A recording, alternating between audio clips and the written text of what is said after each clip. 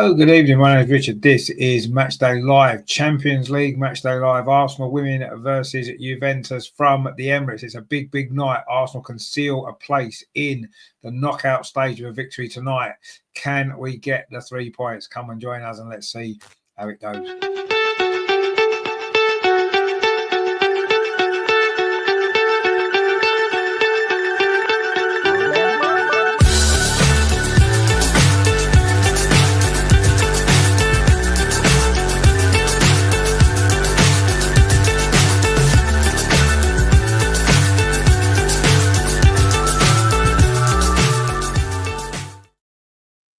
So it is Matchday Live, so Champions League, Arsenal versus Juventus. It's a really, really big game tonight, isn't it? So a victory in the freezing cold weather in North London tonight will see Arsenal into the knockout stage. And who would have thought that? We'll be doing it with 2 games to spare after that first day humiliation in Bayern Munich. Of course, much has changed since then, hasn't it? We've got a new manager in charge. We've also gone on a great run, 5 wins in the last 6. 3 clean sheets in a row. It's been a great couple of weeks or so, hasn't it, for Arsenal women? We've really turned our form around. We've got back to the kind of form we expected from this team, and it just didn't quite happen, did it, earlier in the season? But it's happening now. We need to make the most of it and enjoy it. But what is the team lineup that Arsenal have gone with, that Renee has gone with tonight? And this is it. Actually, there's no changes at all from the North London derby victory at the weekend. So in goal it is Daphne Van Domselaar, the back four, Emily Fox, Leah Williamson, Steph Catley and Katie McCabe. In midfield, it's captain Kim Little and Leah Volti. Then the 3 just ahead is Frida Marnham, Mariona Caldente and Caitlin Ford. And of course, it is Alessia Russo up front for Arsenal. So on the bench then, it's Manu Zinsberger, Naomi Williams, Lotta Wubben-Moy, Leah Cadena, Laura Wienreiter, Katie Reid, Kyra Cooney-Cross, Katarina Cole, Beth Mead, Rosa Kafaji, Lena Hertig, and of course Stina Blackstenius, who has scored in the last 2 matches. What do we make of that Arsenal team then? For Juventus in goal, it is Pauline Peroid Magnum, of course, our former goalkeeper. It's Martina Lenzini, Viola Caligaris, Estelle Cascarino, and Valentina Berger Menchi at the back. It is Adriana Caruso, Hannah Benison and Eva Schatzer in midfield. And it is Polina Kimbeigel, Sophia Cantore and Emily Vansgaard up front.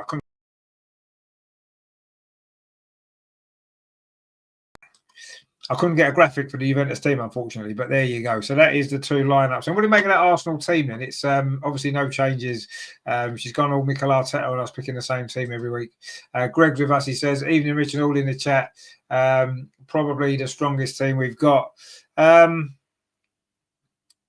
Is it? Yeah, I suppose it is. I mean, I think saying Beth Mead's not in our strongest team is quite harsh, isn't it? Kyra Cooney-Cross, I don't know, is she better at the moment than Leah Volti and Kim Little? Probably not. Yeah, maybe it is our best team that we've got. Maybe you're actually right.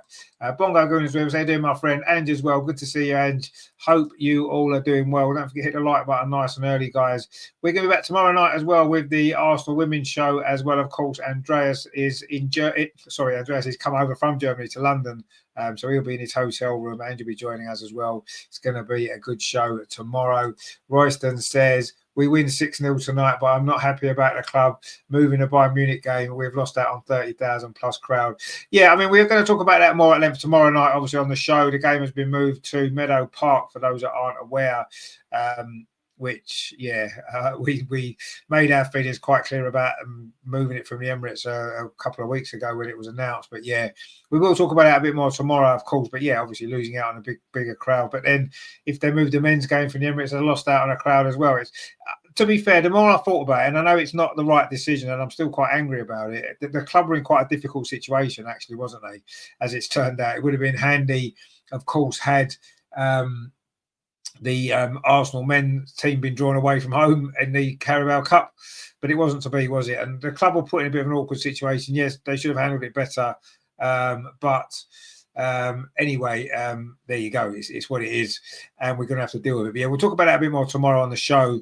But at least at least we've got home advantage. That's the one good thing. We have got home advantage for the game. It is obviously at our home ground, and of course, apart from anything else, it is going ahead as scheduled, and it's not been switched away or a neutral ground or anything like that. So there are some positives, but yeah, it's not what we wanted. It's not ideal, and yeah, unfortunately, a lot of fans are going to suffer not being able to go to the game, and that's unfortunate, isn't it? Such a big game, but if we win tonight, we're through. It's not as a big a game as it might have been. And says a good strong lineup. Well, it's the same lineup as the North London derby, so of course it's a strong lineup, isn't it? Maybe one or two changes could have been made. We don't have a game obviously now for 2 weeks, do we? Because the international break, so no one needs to be rested for this game anyway, I suppose. They can go away to their national team and do well over there and hopefully come back fit and fresh and firing for a lot of big games that we've got coming up in the next block. Will Renee still be the manager? It'd be interesting to see. I think she probably will for this next block of games, but we shall see. Going down, I remember for 12 months. I can't believe it's been 12 months already. Wow, brilliant stuff. 12 months. Going down has been a member of the channel. If you want to be a member as well, you can do. There's the options, the buttons down there somewhere. I don't know where it is exactly, but you'll find it if you want to become a member. Help us out, really. That's all it does. It does help us really much. So if that's what you want to do, that would be fantastic. We'd appreciate your support. Greg says a good thing is we've got great players to come on when the opposition is tough. And yeah, we have, and we've seen what an impact the substitutes made in last week's game away at Juventus, didn't we? Obviously all of them coming off the bench and scoring goals. Mariona, Stina Blackstenius, of course. Kyra Cooney-Cross got an assist. It was great, wasn't it? Royston says surely our pitch can handle 2 games in 2 days. Well, no, the games were on the same day. They were scheduled for the same day. And I think that's partly to do with TV as well. So it wasn't, if it was different days, I'm sure the games would have gone ahead, but not. It was actually on the same day, the same evening. So it was impossible to play at the same ground. One or the other game had to move. It was always going to be the women, unfortunately. But yeah, that's it. If they'd been on consecutive nights, I don't think there would have been a problem. I don't think it would have been a problem, but it's not. So, and it can't be moved. So there you go. Carter says, good evening all. The starting 11 are making it difficult to leave them out. No, you're right. They are. Absolutely, they are, of course. But then again, having said that, I think the substitutes that's come on and made such a big impact in the last few games have maybe made it difficult for them not to start games. It's made it difficult to be left out of the team. But, the starting 11 is, I suppose, what's doing the job. And nobody's doing badly at the moment, are they? And I think that's important. Everybody's up their game, everybody's playing well, and yeah, we've got a big squad, and it's a tough job to pick the teams. But ultimately, there is a starting 11, and there's a team that a finishing 11, if you like. And I'm sure we'll see the substitutes tonight again make an impact, whether it's to win the game if it's not going so well, or to make sure that we win the game if we are ahead and sealing that victory. Terry says, evening, Richard, Greg, Angie, baby. You are a special lady. And all in the chat. Yeah, good evening, Terry, my friend. Good to see you again. Hope you're doing well. And looking forward to this game, I'm sure, as we all are. It's going to be fantastic, isn't it? And I say a victory for Arsenal tonight will take us through to that knockout stage. Wow, incredible, isn't it, really, when you think about it? After that Bayern Munich game, that was probably the low point, wasn't it? Not only of this season, but in many ways, it was a low point in the last few years, wasn't it? I think then, with the way that the season had started, the way that we capitulated in the second half in that game, the Champions League looked over before it had really started. And yeah, it was one of them difficult moments, wasn't it? But having said that, we came back and, we got the job done. And that was the most important thing. Now we're on the brink of qualifying. Unfortunately, Jonas has gone.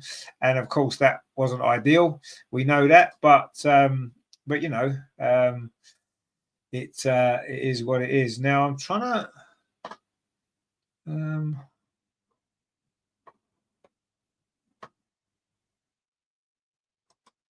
I don't know where this is this actually on yet, because I'm on the app, the DAZN app. Oh, here we are. I've found it now. We're in business.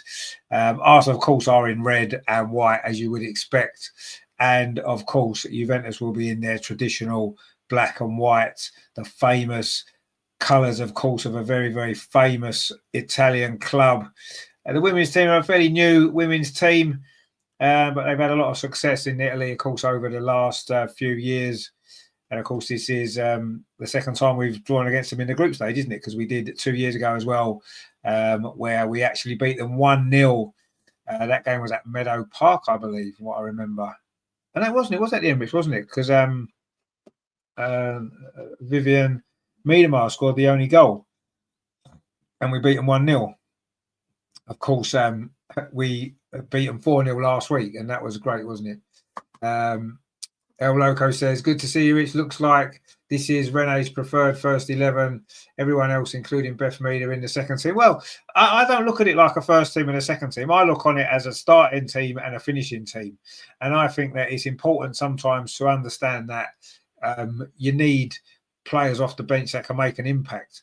And Beth Mead is one of those players. I'm sure she'll get games where she starts. I'm sure Stina Blackstenius, there'll be games that she'll start. Kyra Cooney-Cross, Rosa Kafaji. And I think all these players are important, obviously, at the back. Lotta.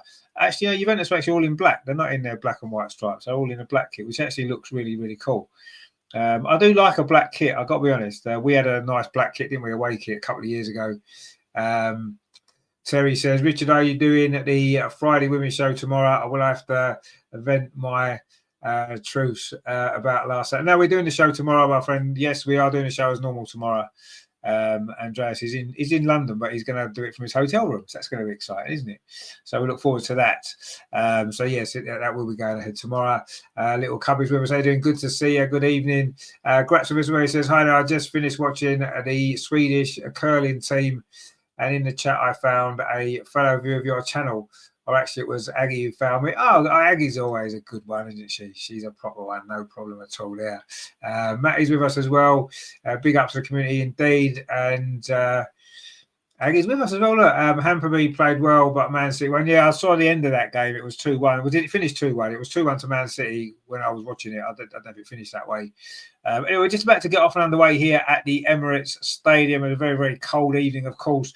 Winter has hit England this week. It's been absolutely freezing.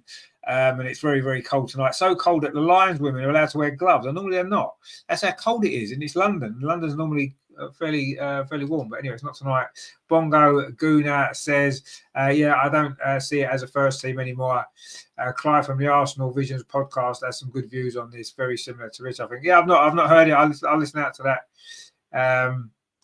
Gunnar Dan has gifted 10 memberships. Thank you very much, my friend. Very, very much appreciated. So if you get one of the memberships given to you, it's Dan that's done that. So cheers, mate, my friend.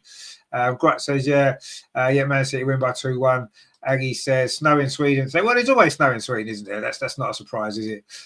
Colin says, good evening.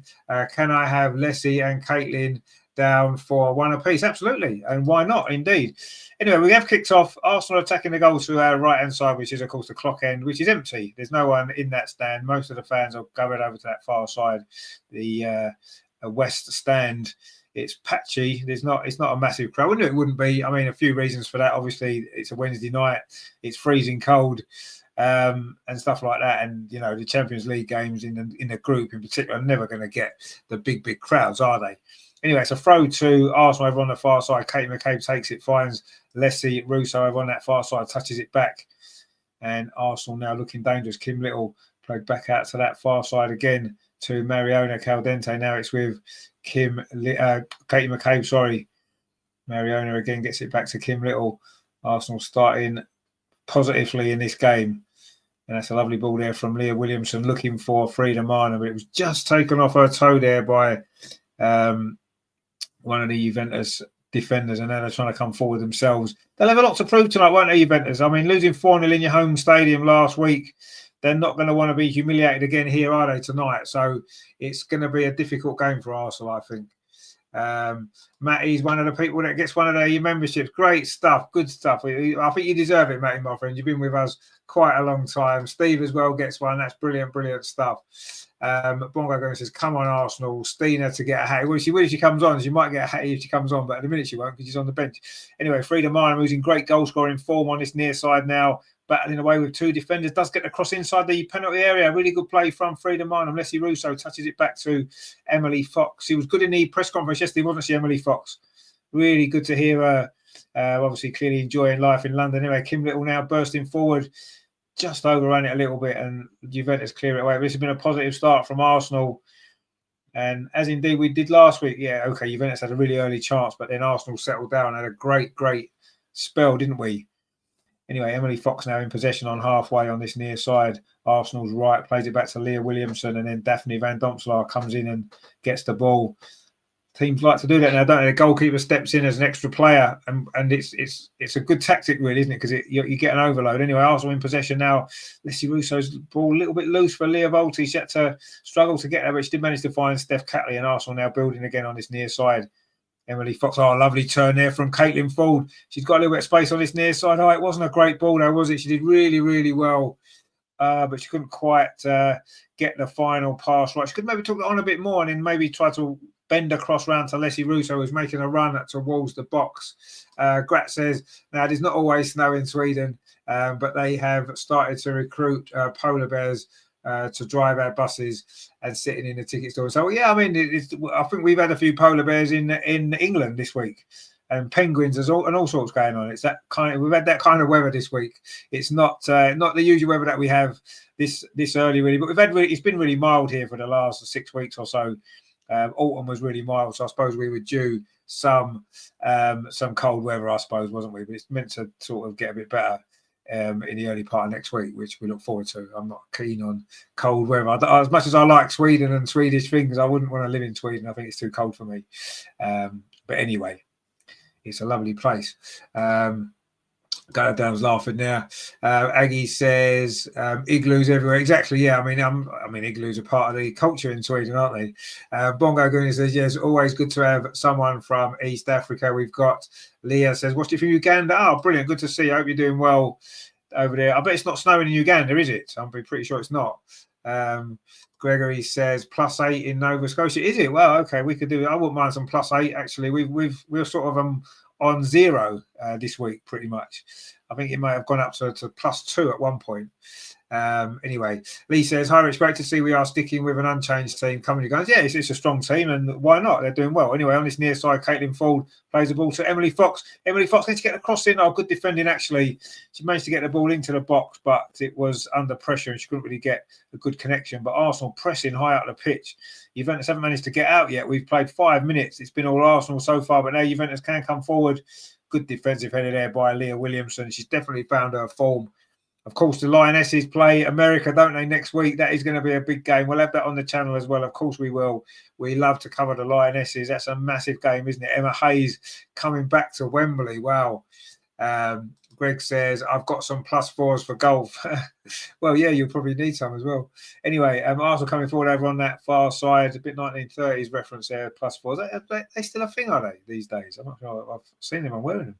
I'm sure they probably are because they're very smart. Anyway, Emily Fox now plays up this near side. Caitlin Ford playing on the right. Can she get past the fullback? She can. Can she get the cross in? No, she can't. Good defending actually in the end. And it's gone behind for a goal kick.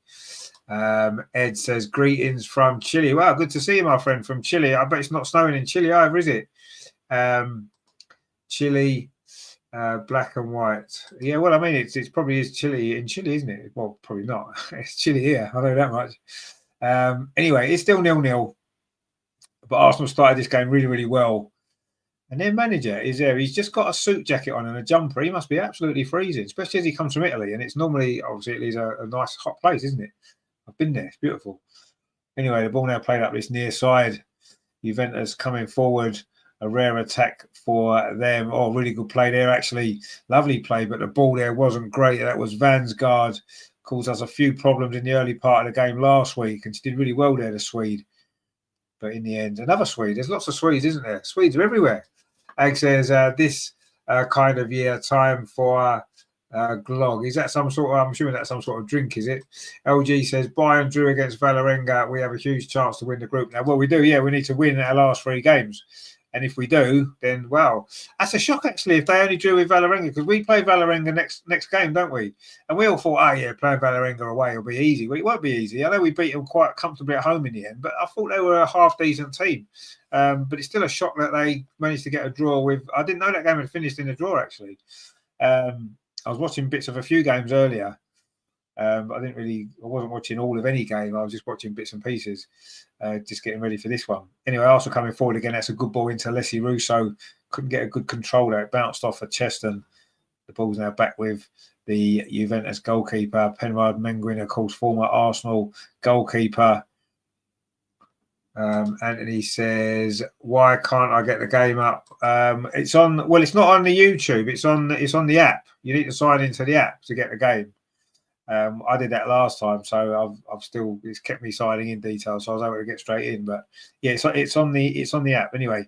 Juventus are trying to come forward now. I do like their kit, I've got to say. It's very similar to our black kit that we had the other season, isn't it? Anyway, they are coming forward now up this near side. This is a dangerous looking moment here. It's Kim's Jiggle getting into the penalty area, tries a ball across the box. Good defending there at full stretch by Kim Little it was. The ball's come out to the far side. This is the best spell Juventus have had. Mariona's having to do some defensive work, and she does really, really well and wins the goal kick for Arsenal. Ag says, yeah, surprised at Bayern. Yeah, I think we all are. Grat says, Grog is basically heated wine. Then you add almonds and raisins. I suppose a bit like mulled wine that we have over here. Sounds like it's very similar to that. Not my thing, but I know a lot of people do like it this time of year. Roasted chestnuts and all that sort of stuff. Which is what you get. LG says topping a group is a huge factor in the Women's Champions League compared to the men's. It's a much easier route to the final. Well, no, it is, yeah. And obviously winning a group is what it's about. We're Arsenal. We should be looking to win everything, shouldn't we? So, it should be standard for us. And now we've got a big opportunity, as you say, but we need to make the most of it, don't we? Oh, come on, ref. Yeah, I've got the ref then got in the way of Leslie Russo as she was trying to get the ball under control. And she has called that back. And I think that was a good decision there by the referee. She just got in the way. I mean, it's all very well being up with play, and we like that. But when you're actually in the way of the play, the referee last week was the same. She was almost kicking the ball, weren't she, last week's ref? I don't know if it's the same ref. I don't think it is. Leah says, yeah, it's good to see Leah Williamson's form come back. It is, absolutely. She's been brilliant. Great says, mould like in moulded bread. No, mould as in heated up and cooled down, I think is what I don't really know too much about it because it's not my thing, but it's a popular thing this time of the year. Oh, Emily Fox has done really well on this near side. What's the cross like? It's not bad, but it's straight into the arm of the goalkeeper. And another Arsenal attack doesn't actually produce an effort at goal. We've played 10 minutes here at the Emirates. It is Arsenal 0, Juventus 0. And a victory here would be so important with Bayern Munich dropping 2 points. We would have to beat them, of course. If we win this game, we'd have to beat Vålerenga and then beat Bayern Munich in that final game to win the group, assuming that they were to beat Juventus, which isn't really a given now, is it? After only drawing with Vålerenga, who knows? Maybe Juventus can, if we beat Juventus, Juventus might do us a favour against Bayern Munich. That'd be good, wouldn't it? But yeah, it would be really important to win the group. And we've now got a great chance. Who would have thought that after that first game that we could win this group? Didn't think it would be possible, but obviously we haven't done it yet, but it's there, isn't it? It's there for the taking now. If we can win our last 3 games, we will top the group. Anyway, also coming forward now this near side, Leah Williamson on halfway plays a ball through. It's a nice ball. Caitlin Ford tried to flick it into the path of Frida Mana, but it got cut out. Leah Williamson cuts out that Juventus ball, and she's back to her best, Leah Williamson, isn't she? And it's great to see. I was a bit worried about her for a while. I have to say, earlier in the season, she just didn't seem her normal self at all, did she? She hasn't done for a while, but she looks back to her best now. And Arsenal back to our best as well. The last 6 games have been brilliant, really, haven't they? Since Renee took over. And can she get the job full time? Well, at the moment, you'd say yes. Anyway, cross comes into the box. Leah Williamson's there again. She's just reading this game so well. Kim Little dallying a little bit on the edge of her own box there and almost costs us there, but she gets the ball back. Steph Catley completes the clearance. Well, Arsenal giving it away again. A little bit sloppy this period of play from Arsenal here. 11 minutes play, 11 and a half. But Juventus didn't give the ball away. Aggie says, McKay playing like a... Yeah, she's playing at left back. She hasn't seen too much of the ball so far. Anyway, Leslie Russo's got it now. Up this near side. She scored in the last 3 games. Leslie Russo, including, of course, in the 4-0 victory last week. Gregory says, any news about the coaching replacement? Well, not yet, no. And do we need a replacement at the moment? This is a question everybody's asking. Obviously Renee's doing so well I would like to maybe see a change, but I think if we win this game, she'll definitely keep the job until at least January, I would have thought. And then we'll see. Let's not rush into getting someone else because Rene's doing all right. I would maybe keep it for the time being. LG says, by the looks of it, Vålerenga-Bayern game was quite an even game. Both had 11 shots and 5 on target for Vålerenga and 6 to Bayern. Oh, okay. Aggie says, gives Rene the thumbs up. Well, I think we'll give him the thumbs up, but this is a big opportunity for Arsenal now, isn't it?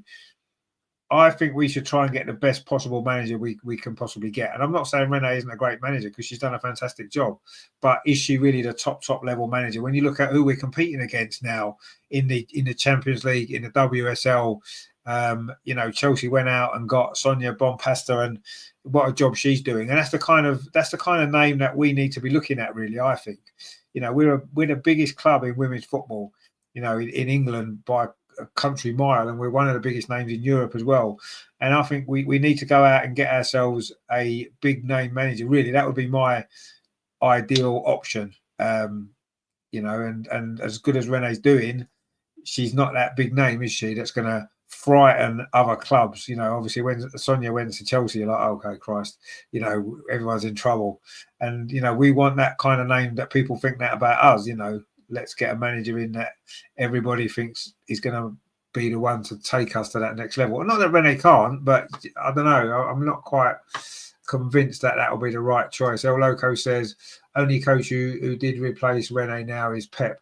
She's class. Well, I mean, she is doing well, but she's still very inexperienced, really, at the top level. Terry says, sack Rene tonight and give Salty whatever she wants. Yeah, we've said this all along, my friend, haven't we? You should get the best that's possible to get. And I still think Emma Hayes is the best manager in women's football. Aggie says, Vålerenga has a Swedish goalkeeper. Oh, right, okay, I didn't know that. Mark C says, getting the team to qualify for the semi-finals of the Champions League should mean we stick with Rene for the remainder of the season. Yeah, she was part of that coaching team that did that, of course. Bongo Guna says ETH is a big name. Well, yeah, and he won a couple of trophies, didn't he? But he wasn't a big, massive name, was he? Not that necessarily big names are always the answer, are they? Because if you look at who Chelsea have got, he wasn't necessarily a big name. He's doing well. Other teams have done the same. I'm not saying that it's the only way, but I don't know. Let's see. Aggie agrees with Anne, saying no to Emma Hayes, which I don't know. We're not going to get her now, let's be honest. Although she's in London, of course, this week for the Lionesses against the USA game, so maybe it's an opportunity to. Well, she was at the Emirates, wasn't she, a few weeks ago? LG says the fact that Rene is a woman is a huge factor for the girls. It's a breath of fresh air for the club. No, it is, and obviously that shouldn't really be a factor. It should be the best person for the job, whoever that is, whether it's a man or a woman. But yeah, I think that having a woman's coach in women's football makes sense, doesn't it? Because they understand women more maybe than men do. Let's be honest. And there's not many men out there that actually understand women, are there? To be honest, I mean, on a more of a practical level, on a football level, yeah, that's different. But on a personal level, women and men are so different, aren't they? But that's why most male managers in women's football have female coaching staff for that reason. But yeah, let's see what happens. It's interesting, isn't it? It's an exciting time coming. And it's going to be good, I'm sure. Anyway, Arsenal in possession now. Leah Volti finds finds Emily Fox up this near side. Wasn't a great ball, but Caitlin Falls kept it in. She's playing on the right. Mariona's more over on that left-hand side, and Frida Marnham through the middle. Anyway, Kim Little now inside the centre circle, touches it off to Emily Fox now. Leah Williamson's bringing it forward up this near side. Almost tried to thread the ball through to the run there of Frida Marnham, but he wasn't quite able to get to her. And Emily Fox there covered for Leah Williamson and did a Leah Williamson job there, cutting it out and ending a Juventus attack. And now Arsenal trying to come forward, but we lose out in midfield. And now suddenly there's an opportunity here for Juventus to come forward themselves. But Arsenal snapping into them tackles in midfield, trying to win the ball back early. A little bit too keen there. It's a free kick to Juventus. Bongo Guna says, Rich, you should take off your glasses and give a go to Eric Ten Hag and apply for the job. Couldn't do worse than him. Well, I don't know. Leah says, is Beth Mead playing? No, she's on the bench, as she was, of course, at the weekend. Terry says Arsenal fans get too attached to players and managers. Well, I think they do. I think everybody does, though, don't they? But Arsenal seem at the moment to get too attached. Yeah. Ag says Man City new boss, Therese Snodgren. Obviously she's Swedish, I would assume, with a name like that. I don't know too much about her, I must be honest. Anyway, it's a goal kick to Arsenal, which Leah Williamson is going to take. And she goes long. Makes you wonder why I definitely didn't take that. Anyway, of course, Leah Williamson was at the GQ Man of the Year Awards. Not that she could win Man of the Year. I'm sure she can't win Man of the Year, but she was there looking rather fetching, wasn't she, in her suit and that. She was with, of course, Alex Scott, who is tipped to take over as the new Match of the Day host, which I'm not too sure about that personally, but, that's just my personal opinion. I'm sure lots of people would like to see Alex Scott as the new presenter of Match of the Day next season. Of course, Gary Lineker is on his way. Aggie says, from Rosengard. Of course, we know a few people from Rosengard over the years, don't we? And a Christmas tree there. Says great, that's good. Anyway, definitely Van Domsel. All in yellow tonight, the Arsenal goalkeeper. Definitely nailed down that number one spot, hasn't she? Which we kind of knew she would. And I knew she would because I was telling Arsenal to sign her for 2 years since the Euros in 2022 when we saw her live a couple of times and she was absolutely brilliant. So, yes, obviously she was going to be number one once she got herself fit. All Katie McKay's made a mistake over on that far side and suddenly Juventus could be in here. Remember, Arsenal haven't conceded a goal in the last 3 games. In fact, since the late equaliser at Manchester United was the last goal that we conceded before the last international break. And that was a poor goal to concede. That's the only game we haven't won since Rene took over. And we were so close to winning that. We deserved to win that game probably, didn't we? With the way we played that day. Just couldn't get that second goal. But since then, the goals have been flying in, haven't they? 12 goals in the last 3 games. And Frida Marnham's in great form. Leslie Russo's in great form. Steen has been coming off the bench and sticking goals in. It's just been fantastic to watch, hasn't it? Anyway, Leah Volti up this near side. Henry's with us. He says it's been a long time from the game. It's been a long time, my friend. Hope you're doing well. Good to see you again. Arsenal now in possession. Leah Volti touches it off to Kim Little. There's space over on the far side, which Steph Catley finds Katie McKay. She gives the ball again, Katie McKay. That's twice in quick succession. And now Juventus can try to come forward, but Leah Williamson's there again. She's looking really smooth tonight, isn't she?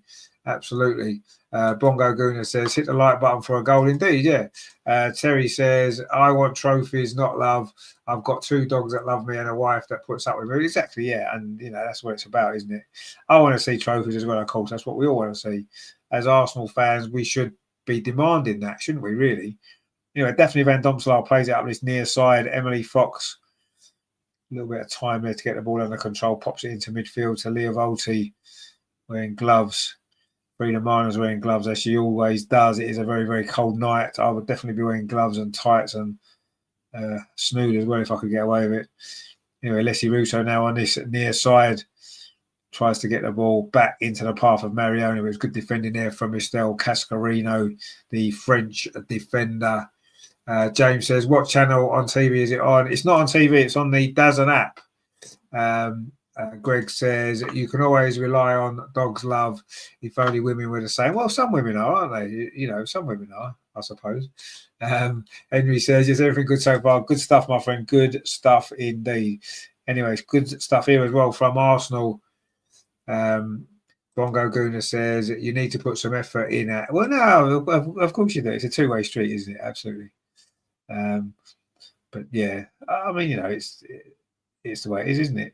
As I said before, men and women are so different that relationships are difficult sometimes. Not that they're hard, but they're worth it, I think, if you get the right one. Anyway, Katie McKay over on that far side fakes the cross, comes back in field instead to Kim Little, goes back to Katie McCabe again. Now she does put a cross, and it's not a bad cross. Russo was there. Good defensive header, actually, just in front of her there. Leslie Russo was just about to head that in, you felt, to the net from about 6 yards. And Mariona's just conceded a free kick. That was good defending, though, from Juventus, just when it was needed as well. Great cross that was there from Katie McCabe. Really lovely ball. And Leslie Russo was just lining up with a header, wasn't she? And I'm sure she would have scored had it reached her. Ange B says, what are you saying? Women are difficult. That's exactly what we're saying, Ange. Women, I mean, I think men are difficult as well in a different way, though. And I think that's what it's about, isn't it? I say men and women are different, aren't they? There's nothing wrong with being difficult, though, is there? Greg says, I put the effort in, but she knows Arsenal come first. Well, exactly. As long as she knows that, then it's fine, isn't it? It's no problem, is it? It's no problem. But there you go. Oh, and we almost give the ball effort. We have given the ball away as Mariona just outside the Arsenal penalty, and Juventus coming forward. Now they're going to get a chance to take the lead here. That's great defensive play there. Was that Caitlin Ford? Wow. From the right-hand side, she's come across almost playing at left back there to cover. That is great work there, isn't it? And that just shows the desire in this team. Caitlin Ford there. What brilliant play from her. It is a corner to Juventus, but it could have actually been a lot worse. Arsenal gave the ball away. And in the end, that was brilliant from Caitlin Ford there. Absolutely brilliant. Anyway, it's a corner over on that far side to Juventus, the first corner of the game, actually. 23 minutes played, so about midway through, or just gone midway through this first half. And Juventus have got a chance to take the lead here. The first corner of the game. It's whipped in towards the edge of the 6-yard box, headed away well by Steph Catley. And then Caitlin Ford again, batting away from it. Shot comes in from the edge of the box, but it lacks any sort of power. And Daphne Van Domselaar can quite easily save that. And then she rolls it out to Leah Volti midway inside the Arsenal half, plays it out to the far side. Arsenal's left. Kim Little goes further up that line to Mariona Caldente. Katie McCabe's gone off on a run. Frida Marnham's dropped in and got the ball now. It is with Katie McCabe. This is lovely play from Arsenal. Katie McCabe, can she get across in? She's got Lenzini there defending, but she plays it back instead to Mariona. Plays it into the box. This is lovely play from Arsenal. Pulled back towards Frida Marnham. Just crowded out. She was there. Arsenal's top goal. Well, actually, no, she's not our top goal scorer. She's our second top goal scorer. Caitlin Ford is our top scorer, of course, thanks to those 4 goals she got against Rangers back in the Champions League qualifiers all the way back in, was that August, wasn't it? I think it was in the summer when we didn't have snow and we didn't have ice and life seemed to be much easier. Terry says, just saying that you're difficult, you're one of us. Well, exactly. Gregory says, so close. Anyway, Arsenal coming forward now. Caitlin Ford couldn't quite get the better there of the defender, giving it away inside the box. It's Frida Marnham. It's going to be 1-0. Oh, it's over the top. Did the goalie get a touch on it? Frida Marnham claims she did. That was a big chance, that, from Arsenal. And this was good play, actually. It looked like Caitlin Ford had lost the ball, actually. But then it was Frida Marnham won it back. Got it back off Leslie Russo. That's a great effort. Surely the goalie's touched that over the bar. Surely that's a corner. Has to be. Oh, I don't know, actually. Maybe it wasn't. It's given as a goal kick anyway. But there you go. Aggie says, behind every successful man stands a surprised woman. Exactly, yeah. That's exactly right. Oh, dear. Anyway, Juventus are now kind of come forward up this near side. And that's a switch of play. There's a bit of space actually over on that far side. And this is dangerous move here from Juventus. A little back in into the box, but good defending that time from Mariona Caldente. And the Arsenal forward players are doing the donkey work for the team now, aren't they? Coming back, battling away, winning the ball back, covering for their teammates. This is a great it's a great sign, isn't it, when you see that happen? And it does show that this team are so together. Anyway, Katie McCabe with that throw. Oh, there's a poor throw, actually. She's given the ball away a lot tonight, Katie McCabe. I'm not sure what she's doing. But she just won it back there with a good tackle. It is going to be a throw, though, to Juventus. Greg says, surprise we part with them. But it's because they're worth it, aren't they? They are worth it in the end. They are definitely worth it. Anyway, it's a throw to Juventus up that far side. Arsenal been a little bit sloppy. But that's headed away there by Leah Volti. And then it's Frida Marnham battling away, does well, finds Leah Volti again. The 2 players end up in a heap. And Emily Fox plays it back to Leah Williams. Arsenal just slow it down to give Frida Marnham a chance to get back to her feet again and make a run forward. Those runs that she likes to do. The timing of her runs is brilliant, isn't it? She gets herself into the box at great moments. That's surely a free kick, ref. Surely that's a free kick, ref. Foul on Kim Little, ref says no, but Leah Williamson stepped in again. She's been quite magnificent in this game so far. Not that it's been a difficult game defensively, but she just read the game so well. She just has won the ball so many times. It's just fantastic to see. This is the Leah Williamson that we've known and loved for so long. Anyway, Arsenal in possession over on this near side. Caitlin Ford plays it into Leah Volti. Now it's Emily Fox just stops and looks for some options, and that's a good ball up the line. It's a great ball to Leslie Russo. Oh, she's offside. Maybe the pass was just delayed a little bit too long there from Emily Fox. And Leslie Russo would have been in there. She made a good run. She maybe just was not quite, didn't time her run very well there, did she? Aggie says Bennison playing. Yeah, Bennison is playing. Hannah Bennison, of course, former WSL player. She is playing for Juventus tonight in the midfield. And it's Juventus coming forward now, but they've lost the ball again. Arsenal doing so well to win the ball high up the pitch. Referee has given a free kick. It was a foul as well on Mariona. And it is going to be a free kick to Arsenal right on the halfway line, just slightly over on that far side. A bit of a wild tackle, actually. So no surprise that was given as a free kick to Arsenal. 28 minutes played. Not really much goalmouth action. Certainly nowhere near as good an Arsenal performance as last week. We've played well, but not as good as last week. But then it's going to... We'd struggle to play as well as last week anyway, wouldn't we? Because that was just quite magnificent. Anyway, it doesn't matter as long as we win the game. Leah Volti's done well. Touches the ball off to Kim Little just inside the centre circle. It's a nice ball forward. Nice play there from Mariona. Comes out with the ball around free. Challenges the ball over on that far side. Katie McCabe, can she get the cross in? She does get the cross in. It's a decent ball. No Arsenal players attacking. It's headed away only as far as Leah Volti. Mariona's over on that far side. She's got the ball again. Thought about a cross, plays out to that far side. Instead, Katie McCabe whips a first time cross in. In fact, it's going to go onto the roof of the net. Wasn't a great ball that time. And there you go. Collins says 2 nearlies from Leslie, third time lucky. Maybe, yeah, hopefully. Hopefully it will be. Mark C says someone needs to do something out of the ordinary. Too many sideways passes. Yeah, it's a little bit predictable, isn't it, at the moment? It is definitely a little bit predictable. Terry says, why didn't the linesman let Russo carry on, have a shot, waste 5 minutes before bring the ball back from offside? Yeah, they usually do, don't they? She put her flag up far too early there, didn't she? Actually, at the time when it was needed to go up. Anyway, Juventus have won a throw over on that far side, come up towards a half-hour mark here at the Emirates Stadium. Champions League group stage, Arsenal 0, Juventus 0. A win for Arsenal will put us through, and it will still put us in with a big chance of winning the group. Wow, we would have thought that. Bayern Munich only drew earlier with Valerenga. We play next, of course, in December after the international break. A lot of big games coming up before the Christmas break. We need to keep this momentum going, keep this run going. Emily Fox has to keep this run going as well. That's a lovely ball forward as well. Just over hit though, actually, and Leslie Russo's not going to get there. Estelle Cascarino does, but it goes out for a throw to Arsenal in line with the penalty on this near side. In fact, it was Caruso, sorry, not Cascarino. And Juventus will probably be reasonably happy with the way that they've settled into this game, particularly after what happened to them last week. But Arsenal still looking for that first goal. And you do feel as though the first goal in this game may well be very important. Don't forget, Juventus, of course, need a victory or they're going to struggle to get through. In fact, they won't go through. So that's why the first goal is going to be so important. 31 minutes on the clock.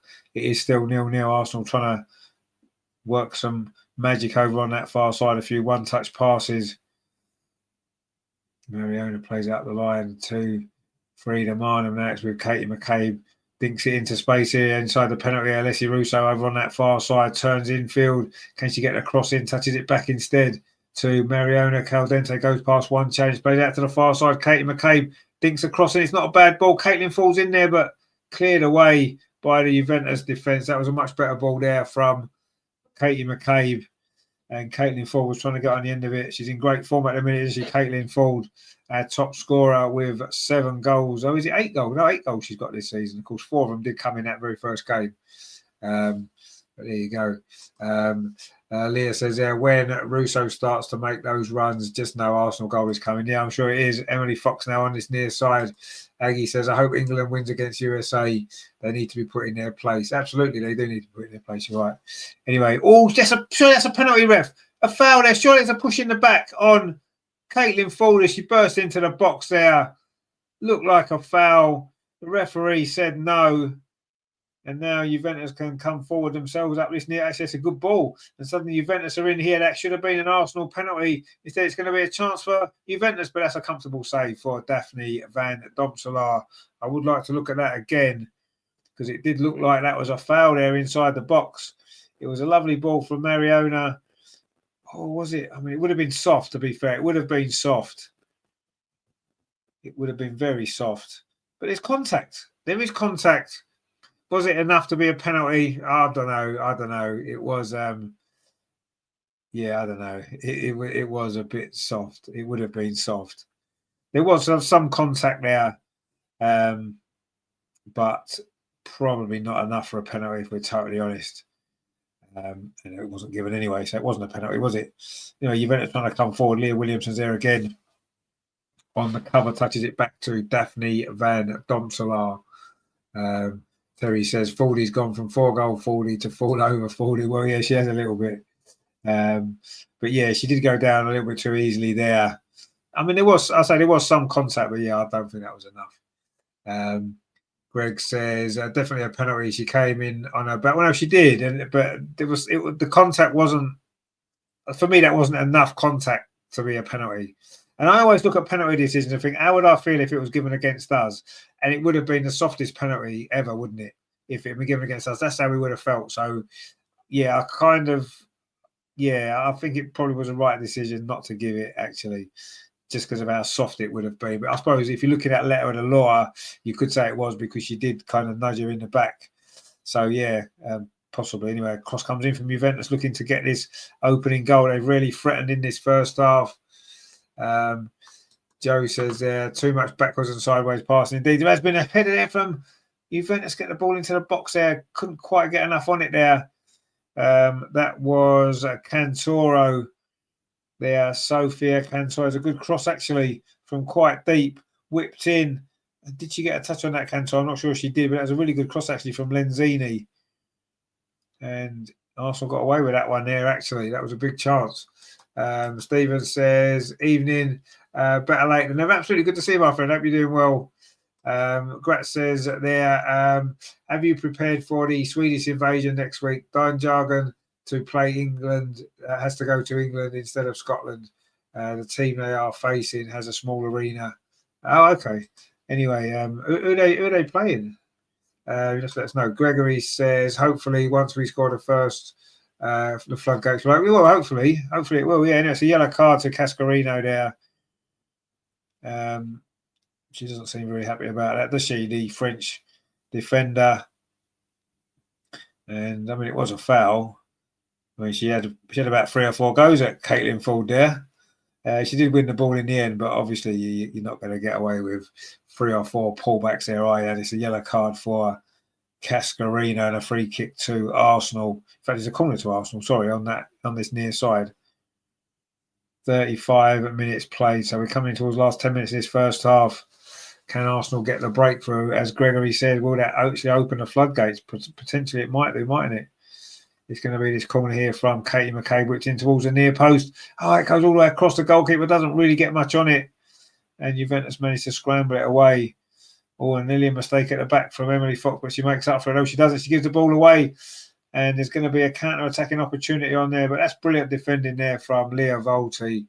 And the Arsenal working so hard tonight without the ball as well. Players covering for each other. It's great to see. And let's see whether or not it can lead to an Arsenal goal at the other end. Nessie Russo drops deep, touches it off to Steph Catley wearing gloves as well. But you can understand it. She's Australian. She's used to hot weather. You know what I mean? It's summer in Australia. Imagine being here in a freezing cold. That can't be much fun, can it? It's not much fun for anybody. But particularly someone who comes from such a hot place. Anyway, Caitlin Ford, another Australian. She's not wearing gloves. She's threaded the ball through. Freda Marlin looking to get on the end of it. It's going to be another corner to Arsenal. That was a bit desperate defending there that time from Cascarino.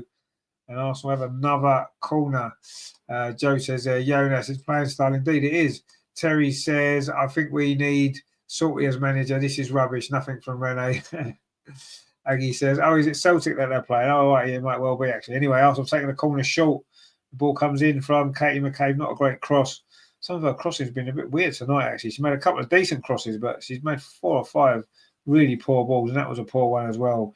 And now Juventus can try and come forward up this near side. Kim Little doing some good defensive work. And did that ball go out of play?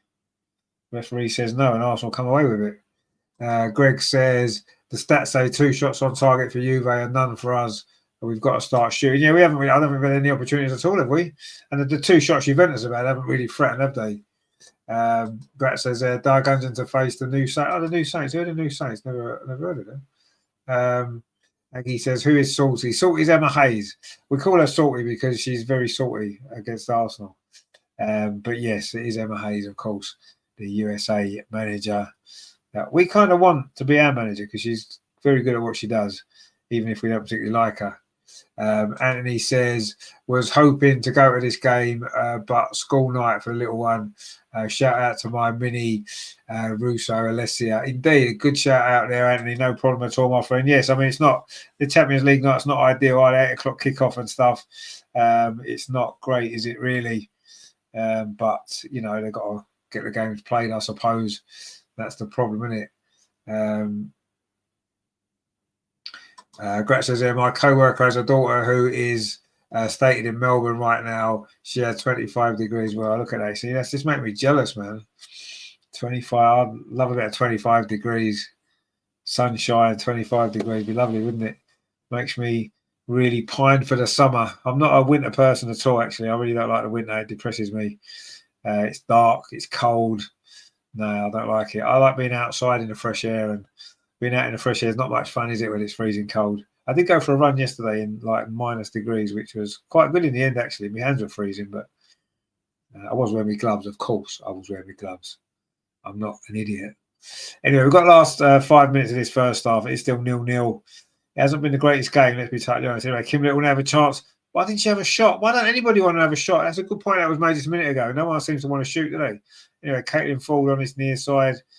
Cuts back in field. Can she get the cross in? She does get the cross in, but it's not a great cross again. It's headed out quite comfortably. But Kim Little picks up the loose ball. Mariona Caldente, very central, plays out to the far side. Cross comes in this time. It's a lovely ball, but the goalkeeper's there, punches clear again. And she did that last week a couple of times, didn't she? She could have caught the ball and punched it. But anyway, played out this near side now, and Juventus trying to come forward. Arsenal are working hard off the ball. That's been a feature of this first half. We haven't maybe always played the lovely football that we have in recent games, but we're working very hard. Leah says Leah Volti is being our wall at the back. She is very good again. Aggie says, yes, Emma is very good. And even in boxing against Jonas, yeah, that was quite a moment, wasn't it? We was at that game. It was quite something. And one of the Juventus players just took her gloves off. Christ. Anyway, Greg says, great summer coming up with the Euros after we've won 3 trophies. Indeed, yeah. I mean, it's going to be a great summer next year, as it always is when there's a tournament to enjoy. Little Cubby says, my dad lives in Perth, West Australia. It's 30 degrees. Oh, will you stop it? Come on. It's just making me feel really bad now. Colin says, I'll come out of hibernation for this game. Yeah, I think I'll be going straight back into hibernation, mate, straight after it and all. I wish I could actually. I'd love to hibernate from November to like maybe March. I can understand the animals that do that, actually. I'm quite jealous of them because I'd love the opportunity to be able to do that and just come out when the sun comes back. When they put the clocks back the right way round, that's when I want to come back out again. That's the time of year I enjoy. I don't enjoy these cold, dark winter months at all, really. But anyway, it's part of life, isn't it, I suppose? And it has its good moments, I suppose, just when it's not freezing cold and it's not snowing. And, oh, that was a poor ball there from Emily Fox, gone out for a throw to Juventus. Greg says, it's 25 degrees here with all the heating on. Well, no, that's true. Assuming you can afford your heating. A lot of people can't, can they? So, I mean, we've got our heating on, actually, but it's quite cold in this room, I've got to be honest. It's quite a small room, so it's only got a small radiator, but it is next to the airing cupboard. So usually in the summer it gets too hot in here and I need my fan on. And now tonight it's too cold in here. I'm freezing, actually. I should have worn my woolly hat. Anyway, Juventus are coming forward now into the last 3 minutes of this first half. It's not been a great game. Let's not pretend anything different. Aggie says the Bears sleep in Sweden now. Well, I can't blame them. Apart from the polar bears, obviously, they'll be loving it, won't they? Grat says, yeah, well, during the winter period, it's more legit to drink Scotch whiskey and other fun stuff to not freeze your nose off. That argument doesn't quite work in midsummer. No, it doesn't, no, but you can just find another excuse to drink it if you want to, can't you? I'd rather be drinking in the sunshine than drinking in the freezing cold, personally, but maybe that's just me. But then I don't live in Sweden, where it's generally a colder climate than we get here. Not that we get a great climate in the UK. We have some nice times. I mean, to be fair, this summer, it took a long while to get going. You know, it was still winter in like April this year. The weather was all over the place. But when sort of summer kicked in, it was pretty dry and pretty mild for quite a long time. So, and then it's been a really mild autumn, actually. So we shouldn't really complain. And we've only had, 4 or 5 days of this cold weather. And it's only going to last another 2 or 3 days. So, you know, maybe I'm over-exaggerating how bad it is. I just don't really like it. I say that's just me. There are many people that love the cold weather. In fact, prefer it. There's a lot of people that do prefer it. I just don't like the fact that you got to wear like a big, massive coat and all that kind of stuff. Just don't enjoy it at all. I just like wearing shorts and t-shirt and going outside and, you know, enjoying the sun on your face and that. That's what I like. Colin says, it's cold here. Rachel wouldn't let me put the heating on. Oh, well, you got to sort that out, mate. You got to have your heating on. I know it costs a lot of money these days, but you can't sit freezing to death, can you? I mean, we've got our heating on. It still feels cold. The only problem is I find is, you know, when you're at work all day, both of us are at work, so we come home and the house obviously is freezing cold. So I might have to start putting on a timer so the heat comes. Put the heat on about half hour before we get in. So at least you're coming home to a house that isn't freezing cold, and it takes an hour. In fact, it doesn't really warm up. It doesn't really warm up all evening. It always feels a bit cold, but anyway, that's just me moaning actually. Oloko says Russo looks leggy. Might be wise to rest for another runner, Steiner in second half. Yeah, it'd be good to get Steiner on. I love to see Steiner play. Terry says, I drink hot cider this time of year. When I say hot cider, one that's been in the fridge, one hasn't been in the fridge. Yeah, when it was hot, it's not been in the fridge. And B says, whiskey warms the cockles. Does it? Okay, well, I'll take your word for it. Aggie says, love our 4 seasons this part of the world. Well, I'm glad you do. I only like 2 of ours, which is basically spring and summer. And I say autumn was all right this year because I say the sun was out and it was quite mild. But winter's definitely arrived now, and we can do without it, can't we? Let's be honest. You don't need snow and ice there. It's not useful, is it, at all? It looks quite nice. Like the other night it started snowing and it looked out the window and it actually looked quite pretty, but that was because I wasn't outside. I had to go out because I was going to bed. But when you wake up in the morning and it's snowing and you've got to get your car out and you've got to dig it out of the snow and you've got to scrape your windows for 4 hours. Anyway, it's half time. And as you can tell, the fact we've been talking about the weather will tend to suggest that it hasn't been the greatest game. And it hasn't been the greatest game. Juventus have come here to try to make it more difficult for us, obviously, after last week, which was understandable. We've not done enough. We haven't moved the ball quickly enough in the final third, which has been a feature of the last 3 or 4 games when we've done it really well. But tonight we haven't. We've almost slipped back into those kind of Jonas type football where it's gone sideways and backwards. We've not really made too much penetration of the Juventus defence, and we haven't created anything. We haven't created anything at all. And I say over the last few weeks, that's unusual, isn't it? Because we've been playing so well. But there you go. It is 0-0. Juventus will be delighted. You can see the way the players there were high-fiving each other as they came off the pitch. Clearly, they've come here to be tight and defensive and not concede goals like they did last week. And you have to say it's worked for them. But we need to do more. We've had 71% possession in that half and only 1 shot at goal. I mean, that's not good enough. It's nowhere near good enough. Juventus have had 29% possession and they've had 5 efforts at goal. You know, we've had 1. So, you know, okay, their efforts have been poor, but even so, you know what I mean? We need to, it's no good having 71% possession to have no shots at goal. It's just ridiculous. So, yeah, we need to sort that in the second half. We need to be much, much better. And we can still win this game, obviously, but yeah, it needs to be much better. Grat says there actually is an expression called British summer.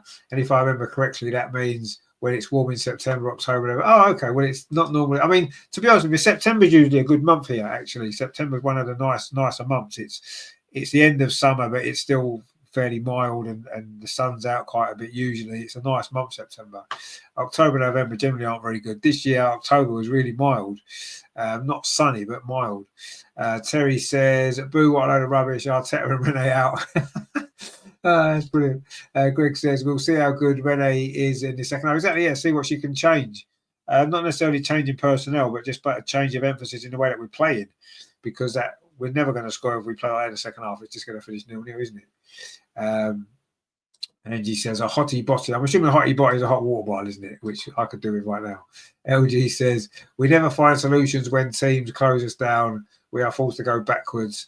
Peak Jonas. Well, yeah, you're right. I mean, but you see, this is the one thing that I've been saying since Rene's come in, and she's done really well, but she's a Jonas clone. Of course she is, because she's worked with Jonas for a long time, not just at Arsenal, but before as well. So it's obvious, isn't it, that she was always going to come in and it wasn't going to be much different. The only thing that's really different is she seems to have got a better relationship with the players. And that's why I think the results have improved. But in terms of tactically and all that kind of stuff, it's not that much different, is it? And that's why really I would prefer a clean break, if you like, and get a new manager in from elsewhere and a top manager. That will be my choice. But Rene's done well enough to deserve a bit more time, and we don't need to rush now, do we? That's the beauty of it. We don't need to rush and appoint anybody, because we've got time now. Rene's bought us some time. She's bought herself some time, and if we keep her till the end of the season, even, it wouldn't be a disaster.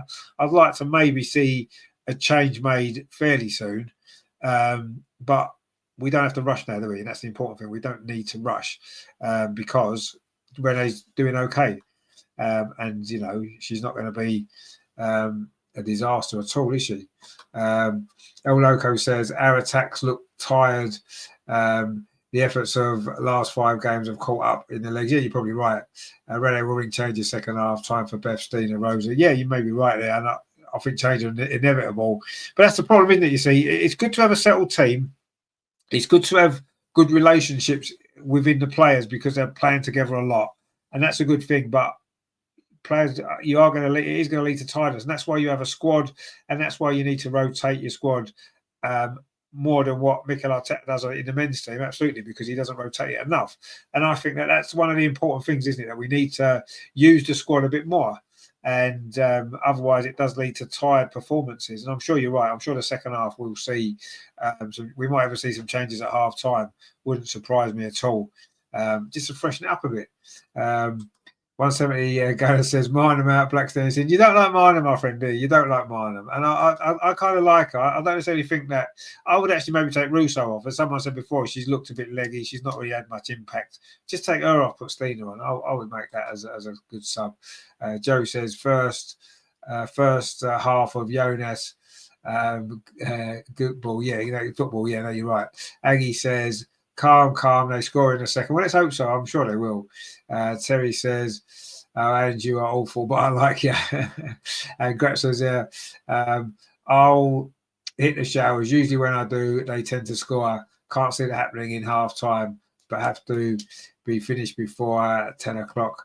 Oh, of course, you'll be an hour ahead, won't you? We're only at 10 to 9. Joe says, if Arsenal want to be a serious football team like Chelsea, then Rene's not the answer. Exactly, yeah, I do agree with that.